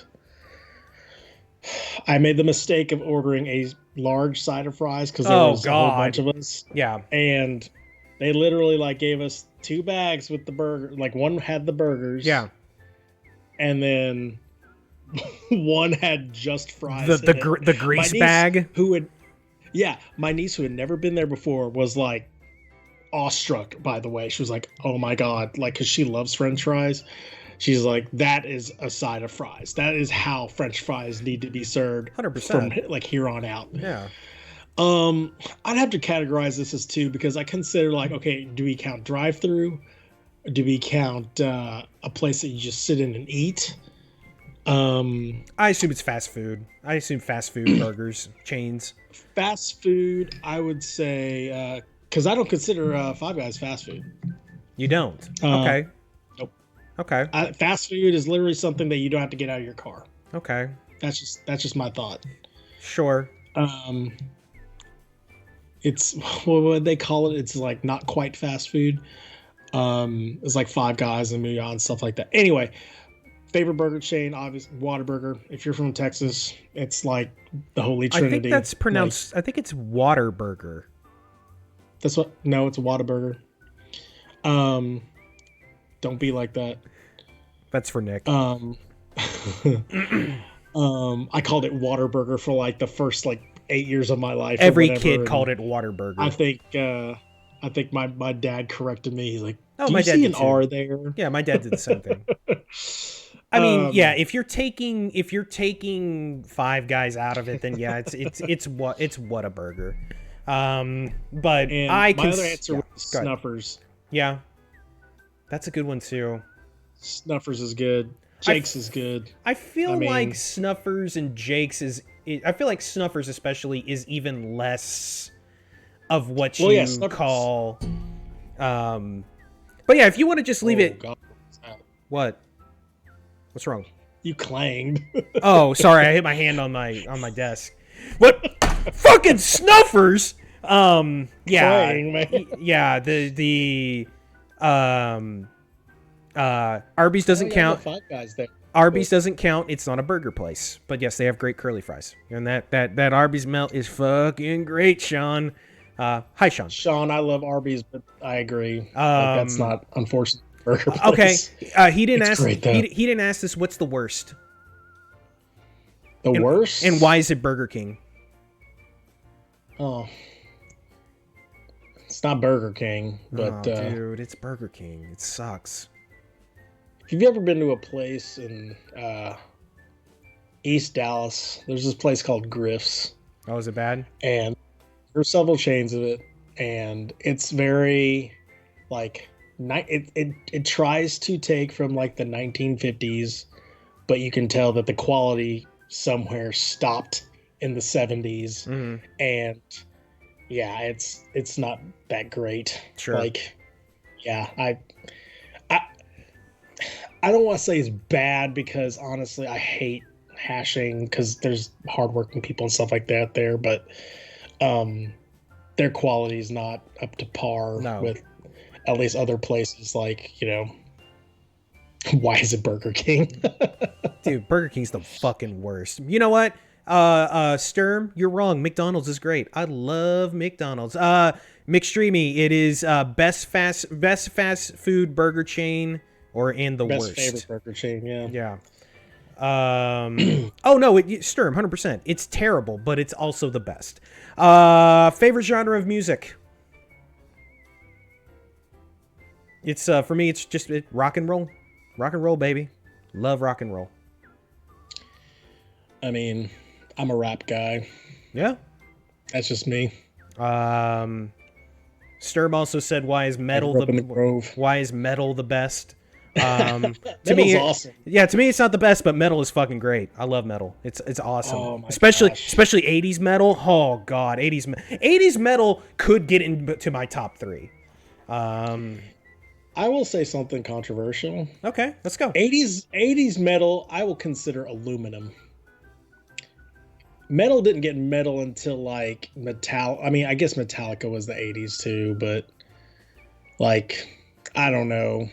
It just seemed like metal got heavier as time moved No, along. you're right, but but I don't know. I like that Iron Maiden, Judas Priest era Sure. way better. Like obviously like the way Uh, like as music continued to evolve, Whoa. they developed bigger and better ways to make it Sure. louder and harder and stuff like that. You know, I mean, depending on the day, I mean, Metallica's I'm my not saying it's favorite. bad. I'm just like that was just my Sure. thought on it. That Yeah. you know, you get a mild headache with like those bands. Sure. You'll get a freaking brain aneurysm with some of the stuff they're coming out with now. Sure. You're right. All right, let's keep going. What's your favorite type of literature? Run through walls. That's right. And why is it fantasy? Fantasy is great. It's not my favorite, but what's your favorite type of? What's your favorite type? What's your favorite? I guess favorite genre of book. um, I mean, when it comes down to it, like fiction, but I really love like the space operas. I love steampunk. Sure. Depending on who the author is. One of my favorite books is Ender's Game. Mm. That's really good. Oh my God, they came out with a new Ready Player 2 like last week, and I was like, well, gotta read that. So Yeah. because I loved Ready Player 1 a lot. Yeah. But yeah, anything space. You know what, anything, man? Now that I think about it, it actually might be fantasy for me, and I especially like fantasy humor. Your Discworld series, Hitchhiker's Guide to the Galaxy, stuff like that. I mean, I've gotten really into biographies and kind of, I guess nonfiction, especially from the music side. But Sure. yeah, but I guess in terms of like actual literature, yeah, I think it might actually be fantasy. It's great. Any speculation as to why Canadian dongs are on average a whole inch larger than Americans? I can answer that question because it needs to be a little bit longer because of the shrivel effect from the cold weather.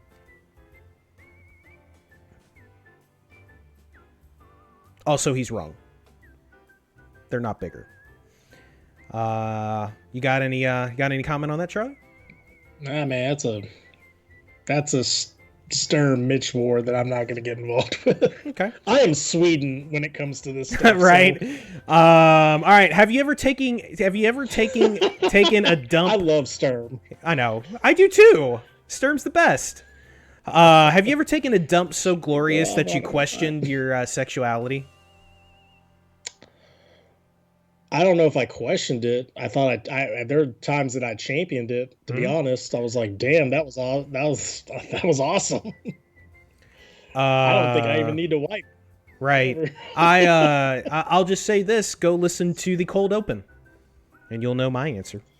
And finally, actually, not finally, two more from Sturm. When you experience a lot of channel growth, but then hit a lull, how do you cope with the negativity if you get any? When you hit that plateau? Oh, well, how do I cope with any negativity? I don't know. So initially when I started all this thing, like, obviously you got me to affiliate and I was really excited, but there were moments where like I would stream and there would literally be no one on, like, and I was just like, well, like that kind of was a bummer or whatever. And then I always have to go back to what, you told me and what I keep to telling myself is that I need to just play games and enjoy them. I stopped looking at like what that little number is next to that little red man on the stream. And I listen to a lot of people that I'm friends with on Twitter, and they're like, dude, just stream like you're streaming to 100 people all the time. And like, Eventually they'll come. Like it's not one. It's honestly like it's not a race for me. I like doing it because I like being me. I like expressing myself in different ways. You will see how much I express myself next week on that podcast. But no, it's just one of those things. Like it's dumb to be negative. It's like when you're looking at the numbers and you're trying to compare people. I've only been doing this for 4 months. To try to compare myself to people who've been doing this for years is stupid. Like Yeah. that's like disgustingly crazy. And Right. to think that like I can be like that high. I'm sorry, I can't hear you again.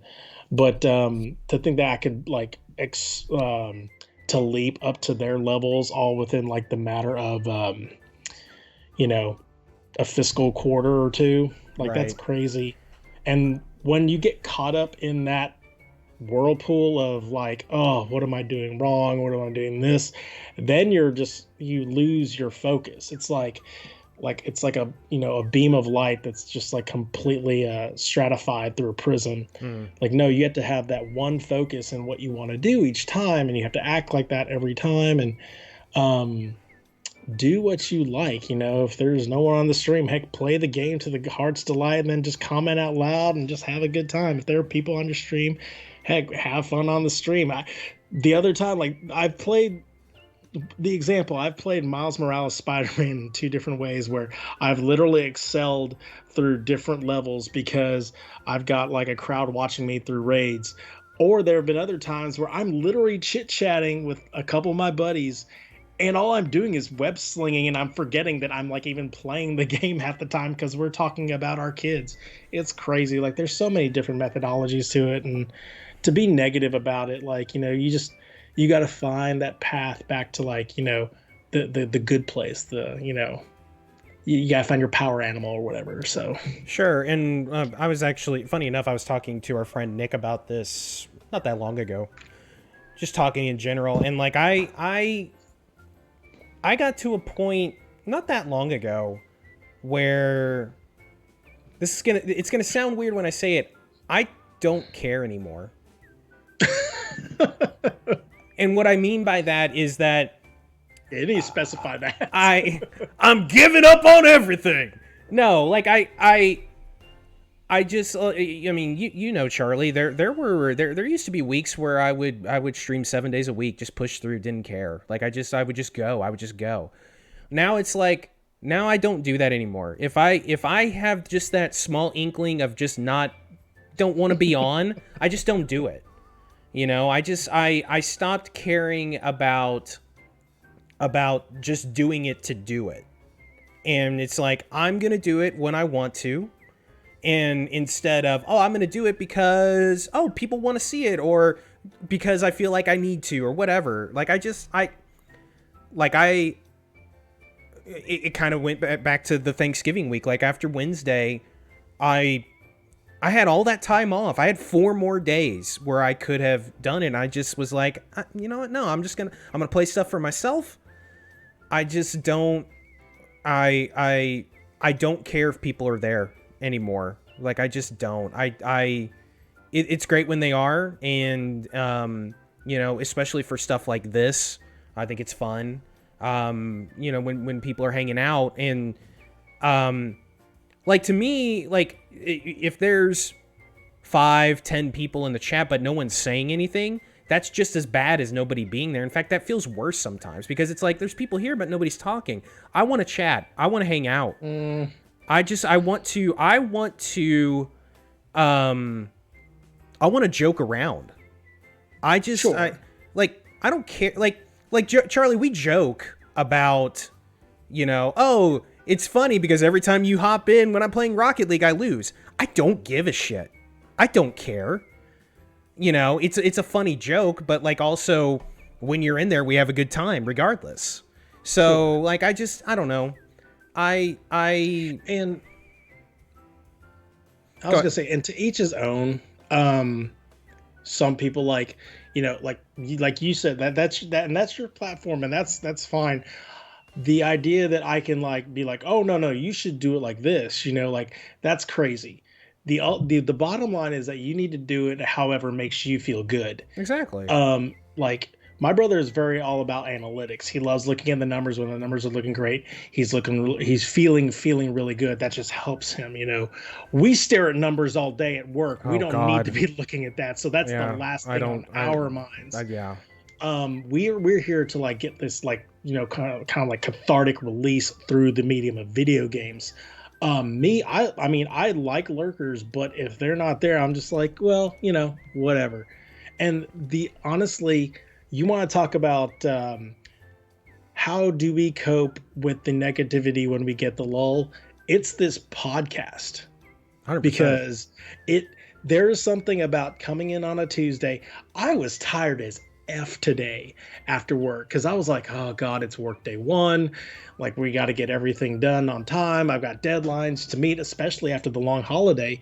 But as soon as, like, you know, 8 o'clock rolls around, I get this like extra boost of energy.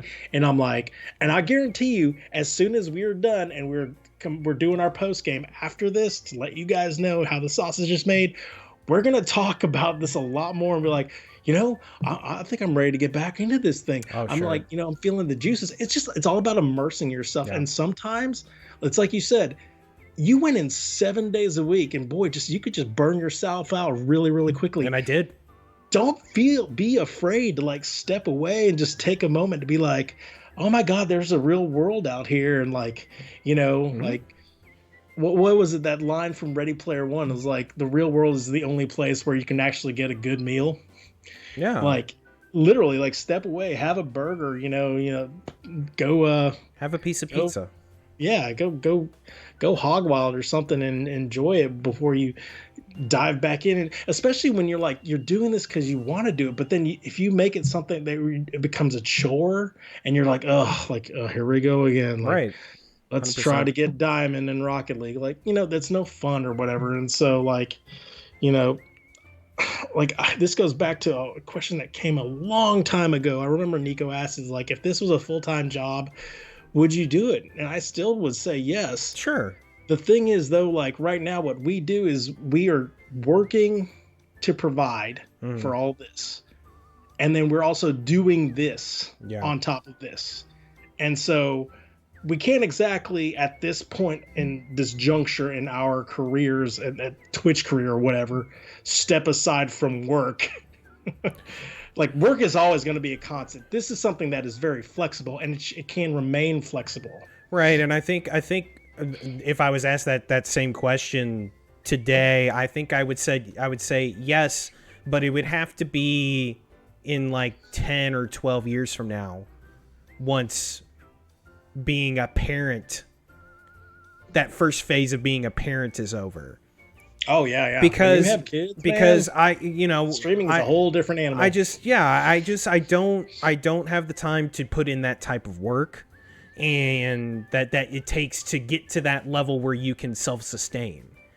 And you know, I also, like, I've kind of, you know, you get to a certain point where you're like, okay, you put it all into that perspective, and you kind of go like, okay, this is fun and I like doing this and everything, but like right now, like, I just like you said, the only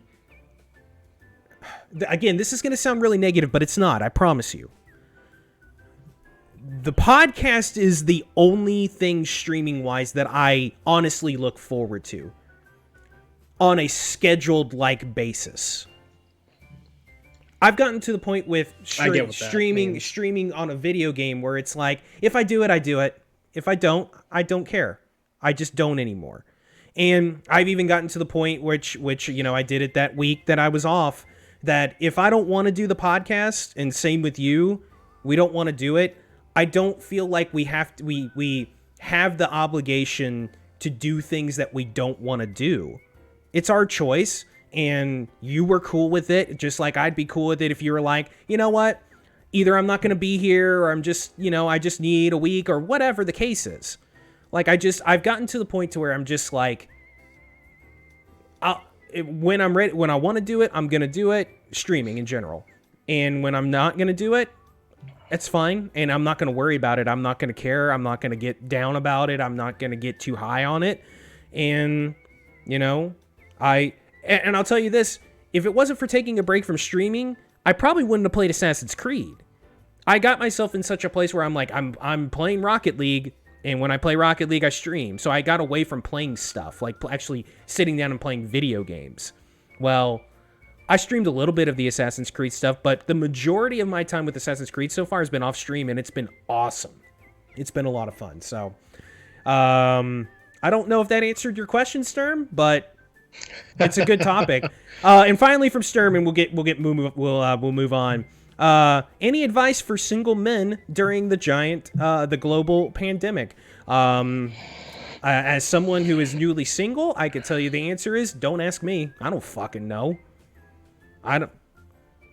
Wear a mask when you fuck, I guess. I don't. I don't know the answer to that. Get good at sexting, I guess. I don't know. You're asking the wrong person. Shave your beard. There you go. So, Charlie's not single, so I don't know if he can help you. Sorry. Shave your pubes. Anyway, let's move on. We got some from Josh here. Josh asked the question, is the 1999 Godzilla actually a lemon of a movie? 98. What did I say? 99. Oh, yes, 1998. Yes, it is. It's a fucking god-awful movie. No. Charlie? No. It's that movie is not very good. Like, it's entertaining. It's one of those movies where like you're like what was it? Mega Shark versus Giant Octopus. Mm-hmm. You watch it because of the follies that are in it. It's not. I mean, it's pretty bad. One of the worst movies I've ever seen.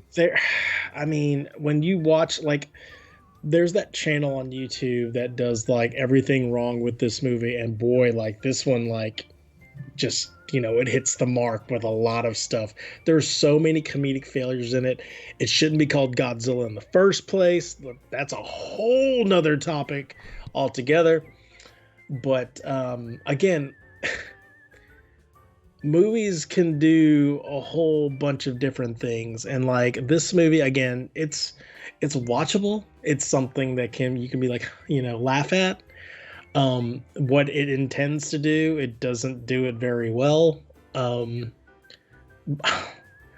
mean, a lemon,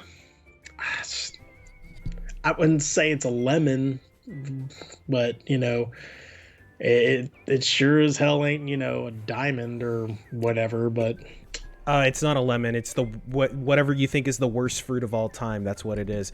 It's a durian. Godzilla 98 is to movies as Shenmue is to video games. So, and there's another shot. Or Donkey Kong 64. You want to go there? We can go there too. There's another shot. And finally from Josh, I actually like this question. Who would win in a fatal four-way? Superman, Goku, the Hulk, or Godzilla? Storm Rage, holding your stance. Nice. For the first time ever.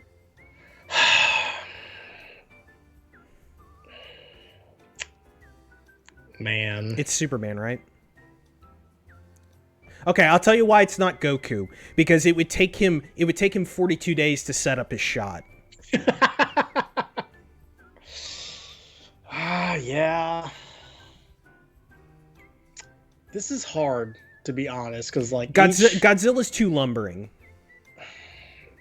Yeah, Godzilla's damn near unkillable though. I think Godzilla goes out first. I'm talking about the real Godzilla, by the way. It would be a long fight, I'll tell you that much. Like that sucker wouldn't end like that thing would take about the whole Lord of the Rings extended edition trilogy for this sucker to come to fruition. I think it's between the first three. I think Godzilla is the first one that gets taken out. That's fair. God, Hulk, man. It's not Goku. It's not Goku because, like I said, it takes him too long to set up his power. So it's between Superman and the Hulk. I think it's Superman. think you're right, even though I hate it, because it's like the way Superman was written was to be basically godlike. I mean, I don't know. Here's the thing: if Banner is smart enough to like, use his Banner wits about him and bring in a little kryptonite, Superman can be sure taken apart. I think it's between Superman and the Hulk, and I think it's close, but I'm taking Superman. See, and like I can't help but like be affected by my MCU fanboyism. If you want to take fanboyism, then it is the Hulk. But I'm trying to set because I don't like Superman as a character. Like I've never been. Sure. The thing is, Hulk has no weakness though. Really, he really technically truly doesn't. Sure. And his character, if you want to talk about a character that's from the comic books, his strength grows exponentially by his rage, and there's no limitation as to it. If you read the Planet Hulk series, the entire Marvel universe tried to take him down and couldn't take him down. Yeah. And Superman was technically taken down by one of his brethren. You know what? You convinced me. I think you're right. I think it would be a very good matchup. But I think you've convinced me. I think it is the Hulk. That's a good question. See it. I would love to see that movie. Right? Oh my God, I would 100%. Let's go to Sheamus. Popcorn. It'll be a while. Let's go to Sheamus, our other brother from across the pond. He actually has a British question. He asked if any of the British Christmas songs, the Christmas hits, made it across the pond and became festive favorites that get traditionally played. The answer is yes. The Wham! This Christmas is big. The Band-Aid, the John Lennon, the Paul McCartney. Last Christmas from Wham! Is good, but it's starting to beat me a little bit. John Lennon's I love that one. John Lennon's War Is Over is the best Christmas song of all time. Don't At Me. And Paul McCartney's Wonderful Christmas Time is the worst song. It's the worst Christmas song, and it's a top 5 worst song of all time. I hate that. Somehow cover the entire game. Dude, it's unbelievable. It's unbelievable how bad that song is. I hate it so much. That was when he was with Wings, right? No, he was still in his solo stuff when he did that. It's awful. It's so bad. It's see, I am a traditionalist when it comes to Christmas songs. I'm all about the traditional songs more than anything. I'm not a fan of kind of the new age of new songs. Like I can't stand the Mariah Carey song. It sends me. It's basically every time that song comes up, it's like someone putting my testicles on a tee and then kicking them over and over and over. Terrible. Sturm, thanks for hanging out, bud. Appreciate you, pal. I can't stand that song. Like the new stuff, I've always been a traditionalist when it comes to the Christmas songs. They started Christmas music on the radio November 1st. They can go fuck themselves. I hate it. Just don't pick that channel. I don't, but also don't do that. All right, and finally, we're gonna get to Nico. And I saved this for last for a reason. We're gonna start with what is the best Chinese buffet food? What's the best thing at a Chinese buffet? Oh man, yeah, you have to come back to me in a minute. For me, think of this. For me, it's the spring rolls. I can eat spring rolls. I could pay the $10 for the buffet and only get spring rolls and eat them. That's it. I think that's what it is for me. God bless. Chinese buffet. I'm trying to think now. It's been years since I've been to a Chinese buffet. Man, those sugar donuts are really good. Oh, I forgot about those, Nick. We forgot about the sugar donuts. Yeah, come on. What is wrong with you? We were guys? talking about that chocolate pudding. Oh god, it's so good. The sugar donuts are really good. If they have the skewers there, what? Chicken on a stick. Chicken on a stick is great. Good. Yeah, I was Yes. gonna say the skewers are really, really good. See, and that's the thing. It all depends on which Chinese buffet you go to. Of course. We'll get there. Speaking as like an Asian Yeah. boy, you can go to some you can find some great holes in the wall, or you could find some really, really, bad pestilence. How are you still operating under a legal, license? Some would disagree with you. Yeah, I mean, honestly, it would have to be like the skewers and stuff like that. I mean, That's a good one. And obviously the sugar donuts. Oh my god, the sugar donuts. Oh god. Is there anything bad at a Chinese food restaurant? Oh yeah. You're wrong. Oh gosh, yeah. 100% wrong. Everything's great. Sushi. I've never had it, so I can't. You've never had sushi, or never had sushi at a Chinese restaurant? From a Chinese restaurant. Okay. Yeah, don't. Don't. Sure. Okay. Or hey, you know what is bad? You know what the worst thing is at a Chinese restaurant is when they try. No offense to them, but like when they try to make American food. Dude, you're wrong. You're wrong. Dude, you're wrong. No, you're wrong. The chicken wings are fucking awesome. No, they're not. Yes, they are. They're horrible. They're dry. They're amazing. Horrible. They're amazing. The fries, horrible. No, over greasy. They're great. Horrible. The best. The chicken nuggets, bad. You might as well buy some Tyson ones. They're the same exact thing. You know what? The pizza, not that bad. It's not that bad. Everything at a Chinese food restaurant is the best. Pizza, bad. Nope. That leads to the next question. Why are the fries at the Chinese buffet so good? Stroganoff, bad. Whatever. The spaghetti there is actually good. The spaghetti, bad. No, it's good. Yeah, you've never been more wrong. Why are the fries at the Chinese buffet so good? I don't know, Nick, because they're amazing. Yeah, you guys haven't had good French fries ever or something, right? Man. No, I'm unfollowing. God bless. You can live with John Douche. Is a sign of a great Chinese buffet the mismatched cups? The answer is 100%. And they use those cheap plastic kind of stained glass style look for their cups, and those cups make the tea taste better. Cafeteria cups, basically. Basically, the cafeteria cups. It's cafeterias, Chinese food restaurants, and mom and pop Mexican food restaurants that have them. The tea hits harder. The Coke tastes better there for some reason. It's like they got the McDonald's Coke. The French fries are amazing there. Okay, so your Chinese food strategy. Do you go a big overflowing plate for your first one, or do you do the kind of pick and choose and kind of have a little sampling of everything?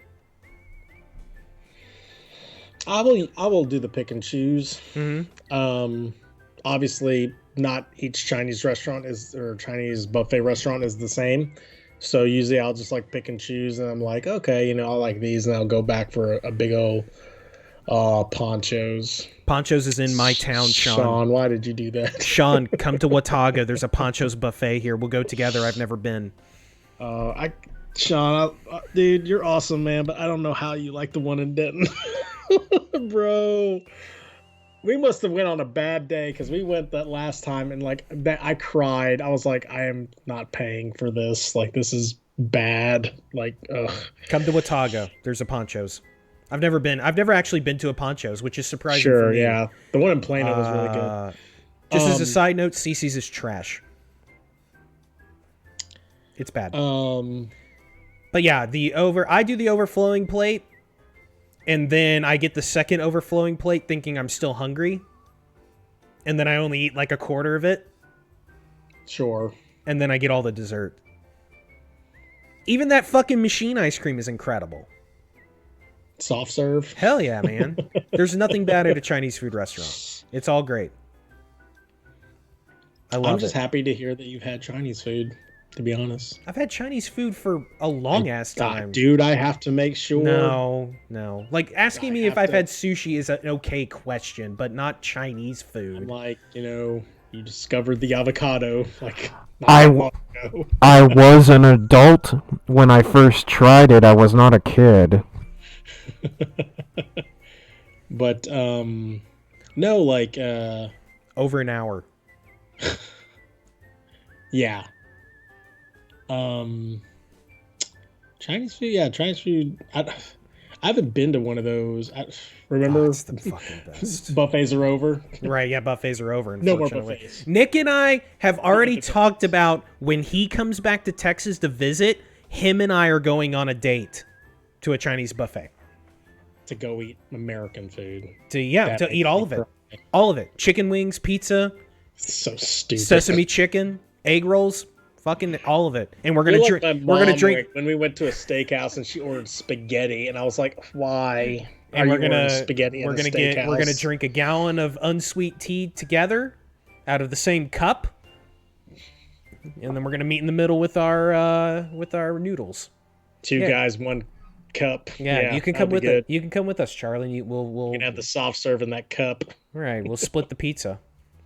It's everything in it. Pizza should not taste like Chinese food. It should because it's delicious. It's the best.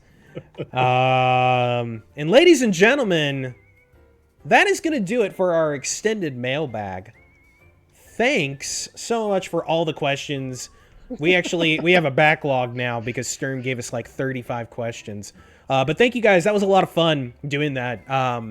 That's a cool thing. Maybe we'll start doing that every 4 to 6 weeks. But that's gonna do it for the mailbag, and that means, wait, we have one more thing to do before the final segment. What? Charlie, you watched a movie. What do we have to do? Nope, not that. You watched a movie over the break that you had never seen before. You have a review for us. Let's hear it. Ladies and gentlemen, the podcast could be ending in the next 3 minutes. We'll see. It's not going to end. All right, tell us your movie review. Tell us your blind spot. A quick movie review. So was it last year? I was asking for what like a good Thanksgiving Day movie would be, and it's hard to find. You can find Christmas movies everywhere. You can find Halloween movies and like everywhere, but Thanksgiving seems to be this like little eye in the center of this like holiday storm kind of thing when it comes to movies, and I looked it up on the internet and we all concurred. Was it Planes, Trains, and Automobiles? The John Hughes. It's John Hughes, right? John Hughes. I know he had to do with it. I didn't know if he. I think he wrote it. Okay, I didn't know if he was directly, directed it or whatever, like he did with his other famous movies. But it's a John Hughes classic. John Candy and Steve Martin and a whole array of people that I've seen in like Home Alone and stuff like that. That movie is really, really fun. That movie is really, really good. I really, really enjoyed myself. I found myself going back in time and like it reminded me of the first time I watched Home Alone, except like from more of like an adult perspective. Mm-hmm. Obviously, this one was a little due to one scene. We were watching this on Prime, and I love to do the little magic eye on Prime where you're just like, oh, like who's that guy? Oh yeah. And so like it'll pop up all the quiz stuff, and you're like, oh, it's that dude. Or like, oh, this scene was popular because of this, and da da da da. Well, that entire scene where he comes back to the car rental place and just completely like unloads on the lady, F-bomb this and F-bomb that and F, like, oh my God, I was crying laughing when I watched that part. And like they actually said that if not for that scene, they could have dumbed back the rating to like a rated PG. Right. But that's what shot that sucker right in the It's quite a scene. And John Candy, rest in peace. Like it was so awkward to see him with that mustache to begin with. Yeah. That it's quite a look. looking It's quite mustache.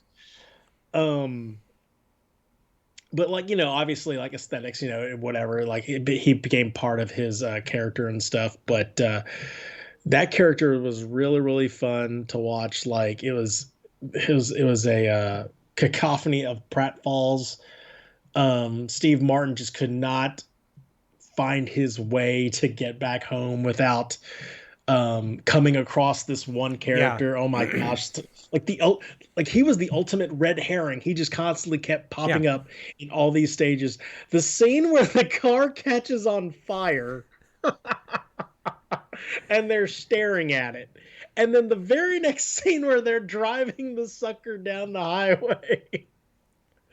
Oh my god, there's so many scenes in that movie. Like the one where they're going on to oncoming traffic and like the couple's like waving them down, going like, "Hey, you're going the wrong way," and they're just Right. okay, whatever, da da da. And all of a sudden, like two semis are coming straight at them. Like that was hilarious. Oh my god, the bed scenes where they're practically sleeping on top of each other. Yeah. Like those were classic. It was, I mean, all in all, like it was really, really funny. Like, and in John Hughes fashion, there's obviously like an underlying story Of where course. it plucks at your heartstrings. Yeah. Some people find that kind of out of place. I didn't really. It didn't really No. like seem out of sorts or whatever. Well, it's like one of those things where like I can understand why people would say that, because it's like funny, and all of a sudden at the end you're like, oh, he's left in the train station by himself, and like, oh, you found out, by the way, spoilers, you find out that his wife has been dead for like whatever. No hint of that at all, Sure, whatsoever. So Yeah. I get why people think that was like shoehorned in at the very end, but to me that really didn't like kill the movie for me. no.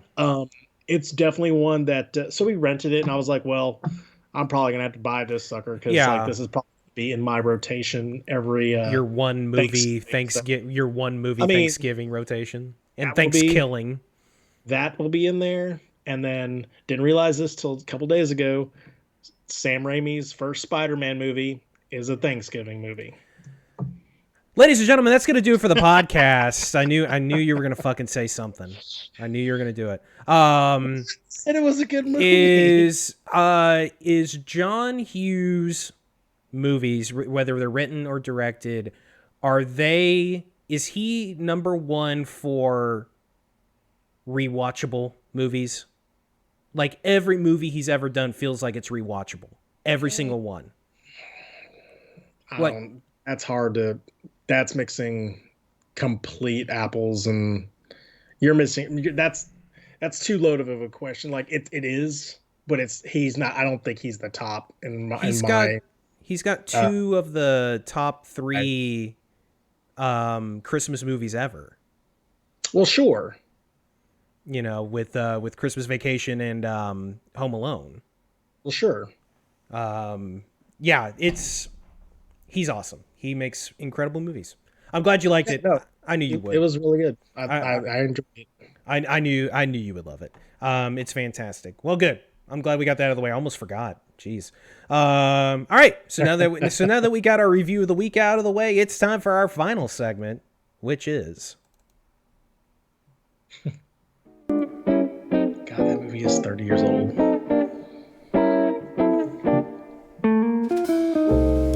And now it's time for Tuesday Night Shooting with your pal Mitch. And it's the Gamescast right here on the Gamescast. I like Chinese food. Thank you so much, announcer. Thank you so much. I appreciate it. Thank you. Welcome to Scatter Shooting, everybody. Who is this man? Gotta go, everybody. He's gone. Scatter Shooting. And whatever happened to 989 Studios? Aww. Makers of the great PlayStation 1 series of sports games. Your Game Breaker. Incredible. Breakaway. Game Day. NFL Game Day? Game Day, yeah. What was the basketball one? Who cares? I never played the basketball one, I don't think.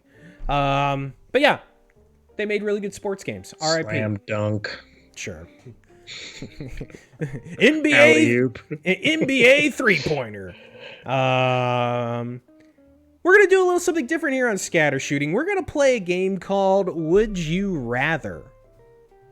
I love that movie. Charlie, I'm going to give you two options, and you pick the one that you would rather either have or choose.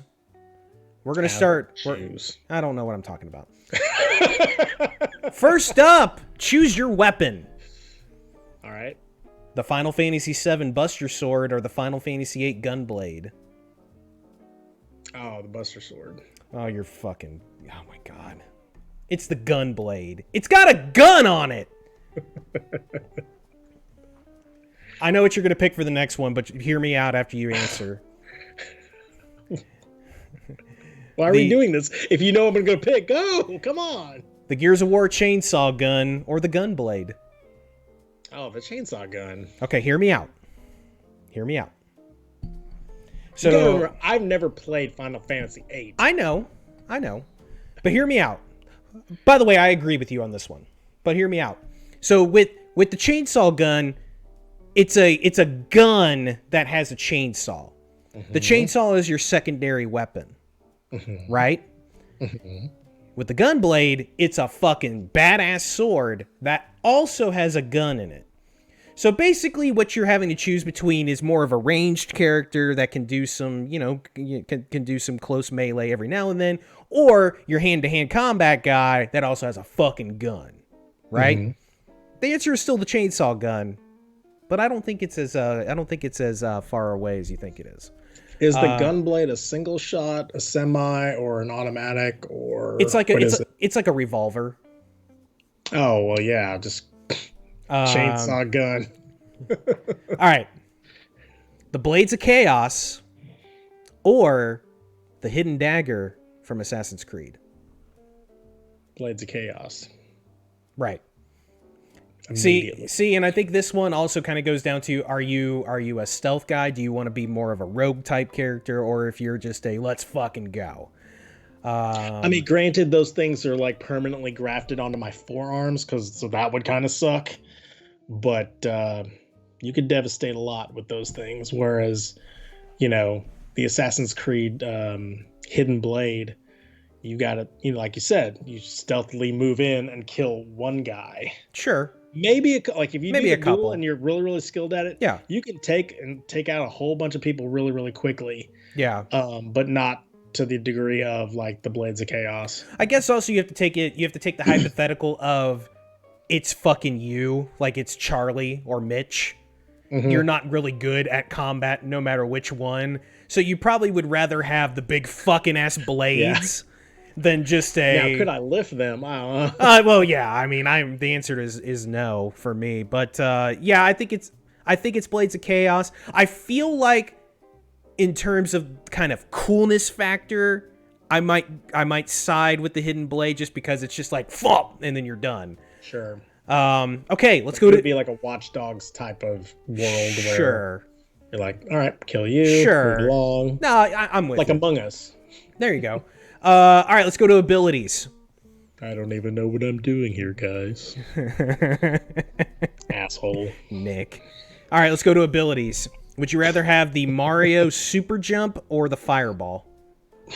Fireball. You think so? Oh, yeah. You jump real fucking high, though. You don't have to have the Fireball to kill enemies, to kill people.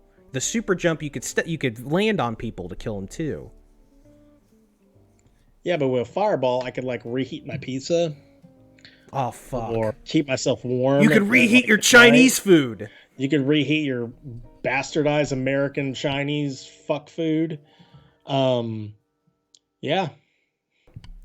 You could boil water. You know what? You're not invited to our Chinese food date. I'll eat the Chinese food. All right, next ability. Would you rather have a sweet double jump or have an expert level dodge/roll? Oh shit. That's a good one. Mm-hmm. Dodge roll. Man, double jump's too good to like resist because it's very hard to resist. If you miss that first there's always the second jump that you can always get. You know, That's what true. I mean? I feel like the double jump, the double jump feels more productive and more fun. But I feel like there's more practical use for a dodge or like a roll, like an expert dodge. You're about to get hit by a car at the very last second. You may not have time to jump, but bam, you roll out of the way. Yeah. Just God with the double jump though, boy. It like the air like so any type of error can be alleviated. Like you can easily dodge your way into something. Sure. You know what I'm saying? Yeah. If you double, like say you jump though, and you have a second jump on top of that, like maybe you can like jump here and like, oh no, I'm going this way, so I'm gonna jump back the other way. What if you use the second? What if you use the second jump too early though, and then you take fall damage? Quote fall damage. Yeah. I feel like I would take the. I think it's very close, but I think I would rather have the dodge. No. Okay. Like the double jump would be way more fun because our dumb hypotheticals on the MS walk of jumping from the bridge to the roof. It'd be like, well, fuck, we could do that. That is actually what I'm thinking of. Is that jumping from the bridge to the roof? Is that right? Oh, if I miss the first jump, I can save myself on the second jump. Right. I feel like you save your life more with a dodge and a roll. Though, again, if you're talking about the real world, there's very little instances where you have to really dodge something, right? Like, Sure. Oh, no, something's falling, which happens never. I don't know. I don't know. All right, next ability. Would you rather have really, really sweet magic powers? Shoot lightning, your typical video game magic, or would you rather be able to be elite in stealth? Oh, magic, man. Maybe. See, I'm thinking what we're finding is that I'm a stealth guy, I guess, because man. Well, you're playing a stealth game currently. Right. Here's the thing, like with stealth, it only takes one time to get caught. And it's like, so you're elite at stealth, so what else are you good at if you get caught? Sure. With magic, I mean, heck, I could make myself invisible and then I'm good to go. I feel like though if you're elite, you have to really specify magic, by the way, because that can get really super broad. I mean, you can. I guess you. Yeah, I know, Nico. I can have everything. I mean, I guess you could choose. I guess you could choose between offensive magic. You shoot your fireballs. That kind of stuff. I mean, you can also do I'm a necromancer. I raise the dead. Things like that. Or you could be a kind of a support magic and healing. Like healing would be perfect, kind of for a time like this.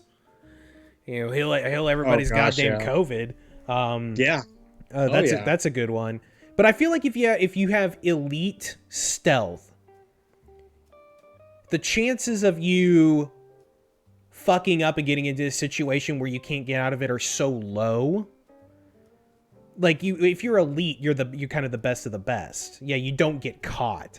That's not to say you can't, but we're going by video game terms here. You're doing magic. You have a limited amount of magic you can use in a period. Your mana. Well, then if you're facing a brute force guy, if you're facing Kratos, you run out of that magic, then he's going to go up to you and just, flick you on the head and you're dead. If you're the super stealth guy, Kratos will never fucking see it coming. And, he stabs him in his dick and he's done. Or wherever you stab him. He's not here. Oh, well. A lot of penis from me tonight.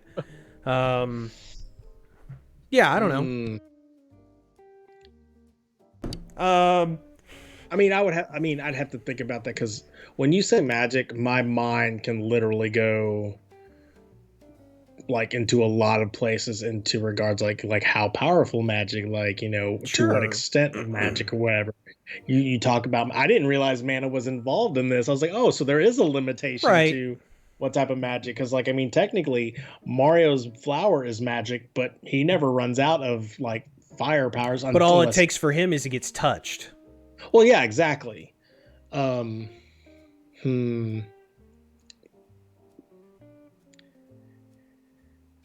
No, yeah, I mean, the more I think about, I mean, you might be right on stealth because, like, if it's as elite as you're talking about, and never like ever getting seen or touch, Yeah. like I would probably go that way.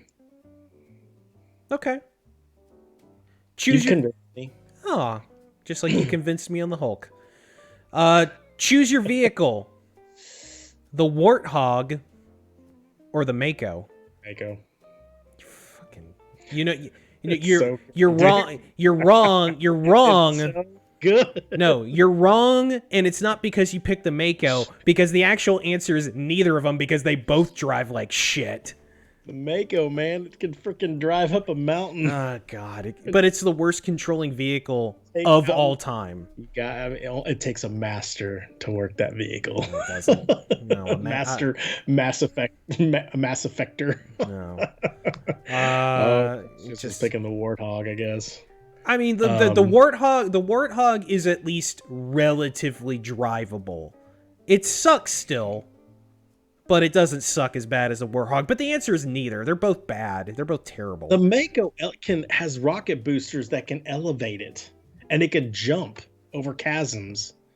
The Warthog would like fall in. Like, well, also, to be fair to both of them, neither of them can stay flipped on their top for longer than a second. They all flip over. Mako has the auto flip. It flips right back over. Does the Warthog do that? It's a press of a button and it flips back over. So if you just press a button, so it's basically other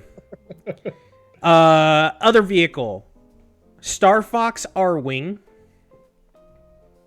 or the Normandy. That's a dumb question. It's not a dumb question, and I'll tell you why. The answer is the Normandy, and I'll get to that in a second, because they're two different types of ships. So it again, with like stealth and magic and double jump and it just depends on kind of what you want. Yeah. The Normandy obviously travels light years. You have the travel aspect. But in terms of maneuverability and offensive, being able to dogfight, you're going to want the R-Wing more. I mean, you're also think about when you're comparing a starship to, like I said, a solo fighter. Oh no, I am. I 100% it. So basically, it comes down to which style you like more. I'll give you a counter question. Okay. What's it called? The R-Wing? The R-Wing, yes. R-Wing or the X-Wing? I can't hear you. They're basically the same thing. Well, sure. I mean, probably X-Wing, I guess, because does the R-Wing go into hyperspace? It does, yes. Okay, it does. I forget. I guess the only tiebreaker is that Star Wars is good and Star Fox isn't. So that's probably your best qualifier. I'm picking the Normandy, and the reason why I'm picking the Normandy is I want that sweet Commander Shepard room. It's pretty awesome. It's pretty sweet, and where you can make sexy time with all those hot aliens. All right. The better chance to survive. Obviously, the answer is you're not going to survive either one. But what's the one that you have that micro chance? Okay. An attack from Kratos or an Agent 47 assassination attempt.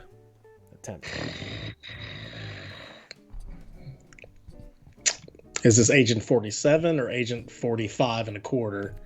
It's 47. Because honestly, I'm actually a little more scared of 45 and a quarter because he may just kill everything. He's just going to kill everybody with his assault rifle. Yeah, he's like, fuck it. Let's just do this and just waste everything. Right. Even the mannequin doesn't even stand a chance. Oh, the mannequin's dead. God.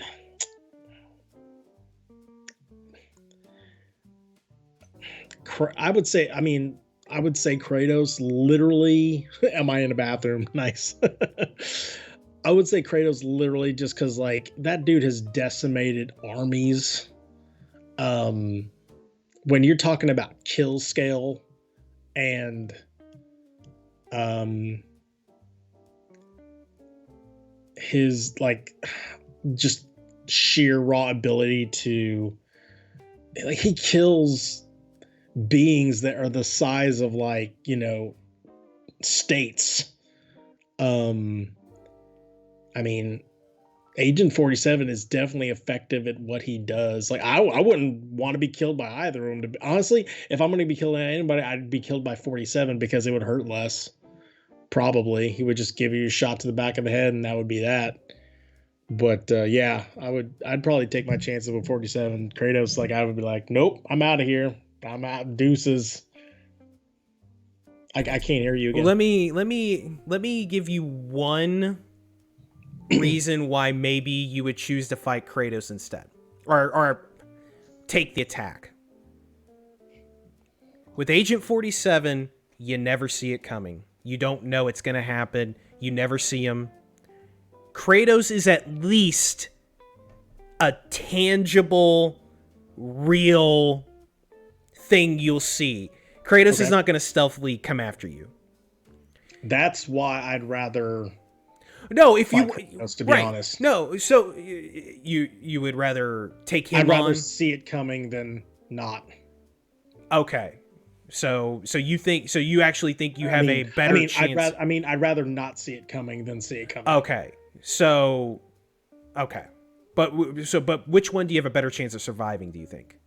Surviving 47. You think 47? Yeah. I agree because he's human. But yeah. I feel like if you're asking me which one do you want to take on, it's Kratos because at least I know he's there. Sure, I see what you're saying now. Yeah. All right, let's stay on Agent 47. We got two more here. Staying on Agent 47. Who do you call when you accidentally murder somebody? Ghostbusters. And you will kill somebody. And you call someone and you do the sobbing, hey man, I'm messed up. I need some help. Yeah. To get rid of the body stealthily. Agent 47, Solid Snake. Does Solid Snake get rid of bodies? Oh, well, I guess he... No, yeah, you absolutely can. Metal Gear Solid 2, you can put bodies in lockers. Yeah.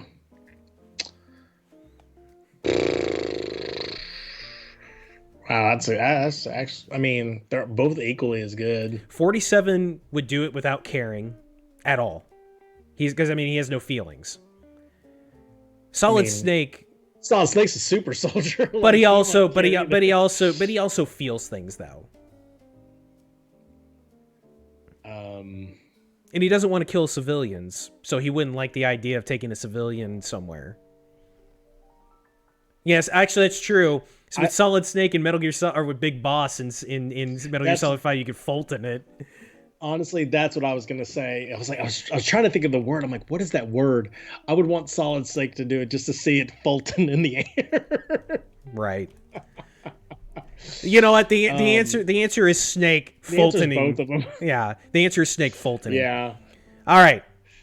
And finally, what video game character would you want to go and grab a beer and shoot the shit with?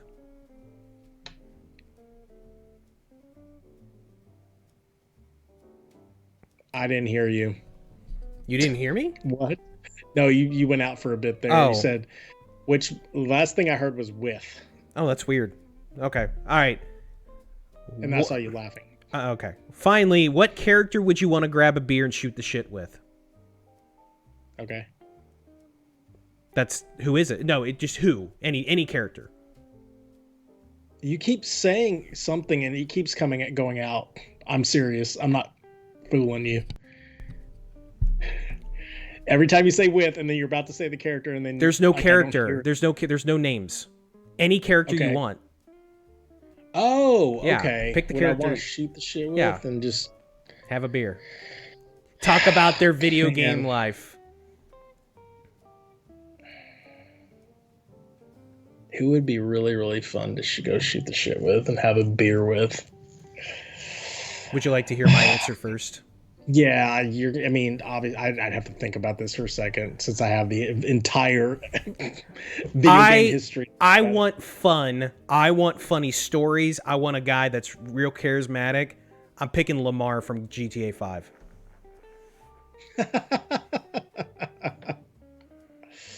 That's a good one. That's a really good one. It's kind of boring because he's a human, but also that's who I pick. Trevor would murder someone, so I don't want to.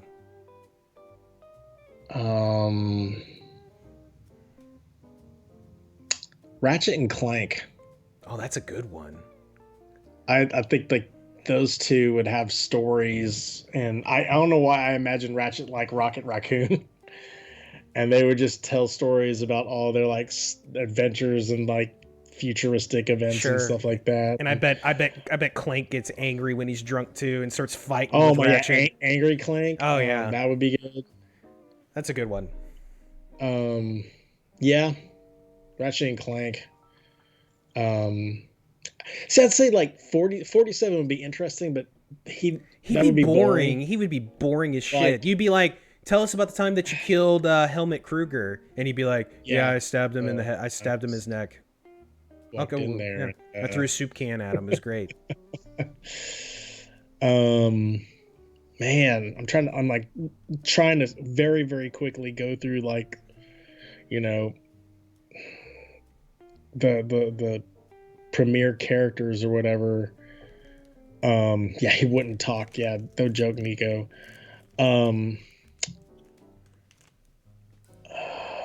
Like Banjo.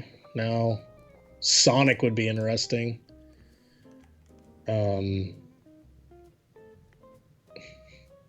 Samus, am I right? Yeah. Lara Croft. Yeah, I know, right?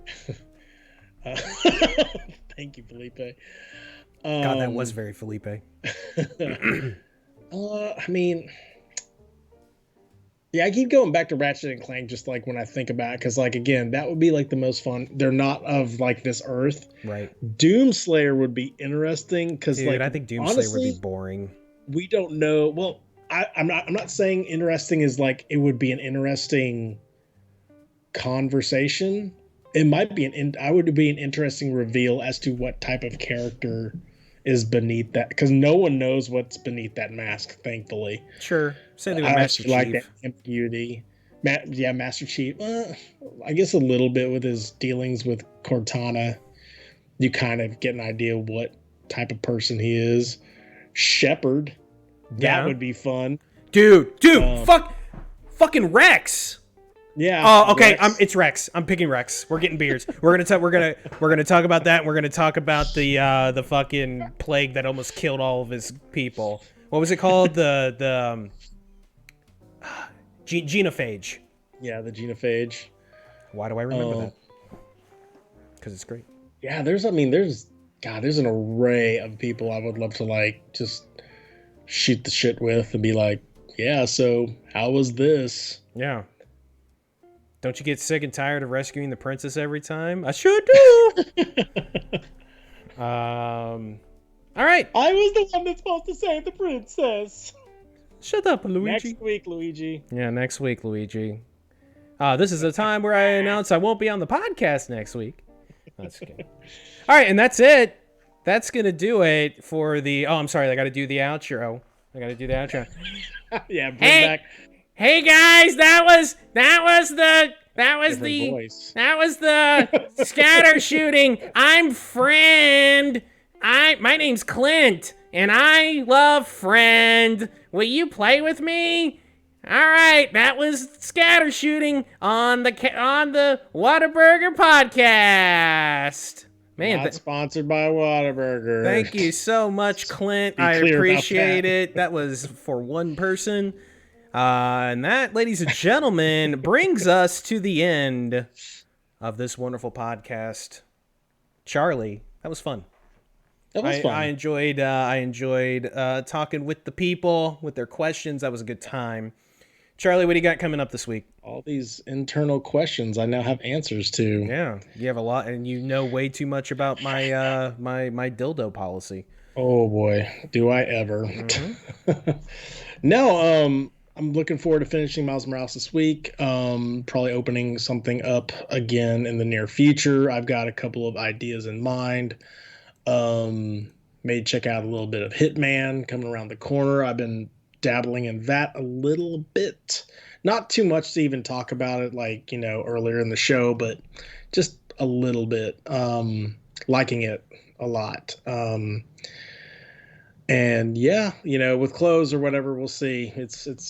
We're back to work. So, streams actually may come more frequent this time around than it did last week, since that is our escape. So yeah, absolutely.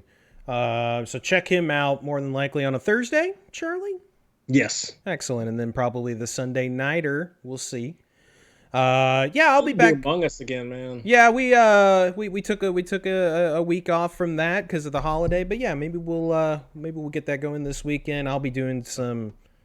Nico Bambi's never played it before, so that's true. He's never played it before.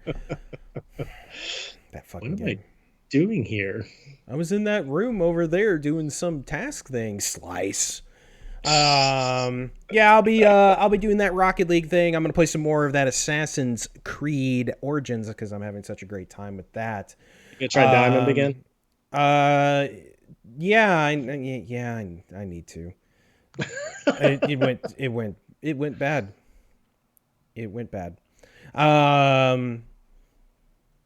So Charlie, I believe next week will be our final regular podcast in its normal form, and then we're going to get into some end of the year stuff. We're going to do an episode where we talk about our games of the year, not necessarily new stuff, just the games we played in 2020, and kind of put together a little list. And then sometime at the end of the year, we're going to get with Nico and a couple of our other friends, and we're going to do a little special episode for you guys. I don't know when that'll be. Hopefully we'll get that knocked down. Nico's going to be running it, so we'll have to figure it. He's kind of the catalyst of this, so we'll have to figure out the exact day that he wants to do it. Come on, man. Let's do this. I'm thinking of ideas. So we will definitely do that. But yeah, we've got Cyberpunk next week. We probably won't be able to review it next week, but we've got that next week. When is that? The 3rd. No, I'm sorry, not the 3rd, the 8th. Oh, I was going to say, what? 10th? Something. I don't know, man. It's 9 days from now, so it is the 10th. So we'll have a little bit of stuff on that as we go along. And then the holidays will be coming up, which will be fun. And we're going to do some special stuff here on the streams and on the YouTube channel. Mm-hmm. But yeah, thank you guys so much for hanging out with us tonight. We had a good crowd tonight. Thanks for all the questions. Thanks for hanging out with us for now 19 episodes of this dumb thing that we love to do. We love it's the best thing we do. Charlie, you're Charlie Zarzuela. I'm Mitch. Oh God, I'm late. Gotta go. This is the MC Gamescast. Somehow I fucked that up. Goodbye.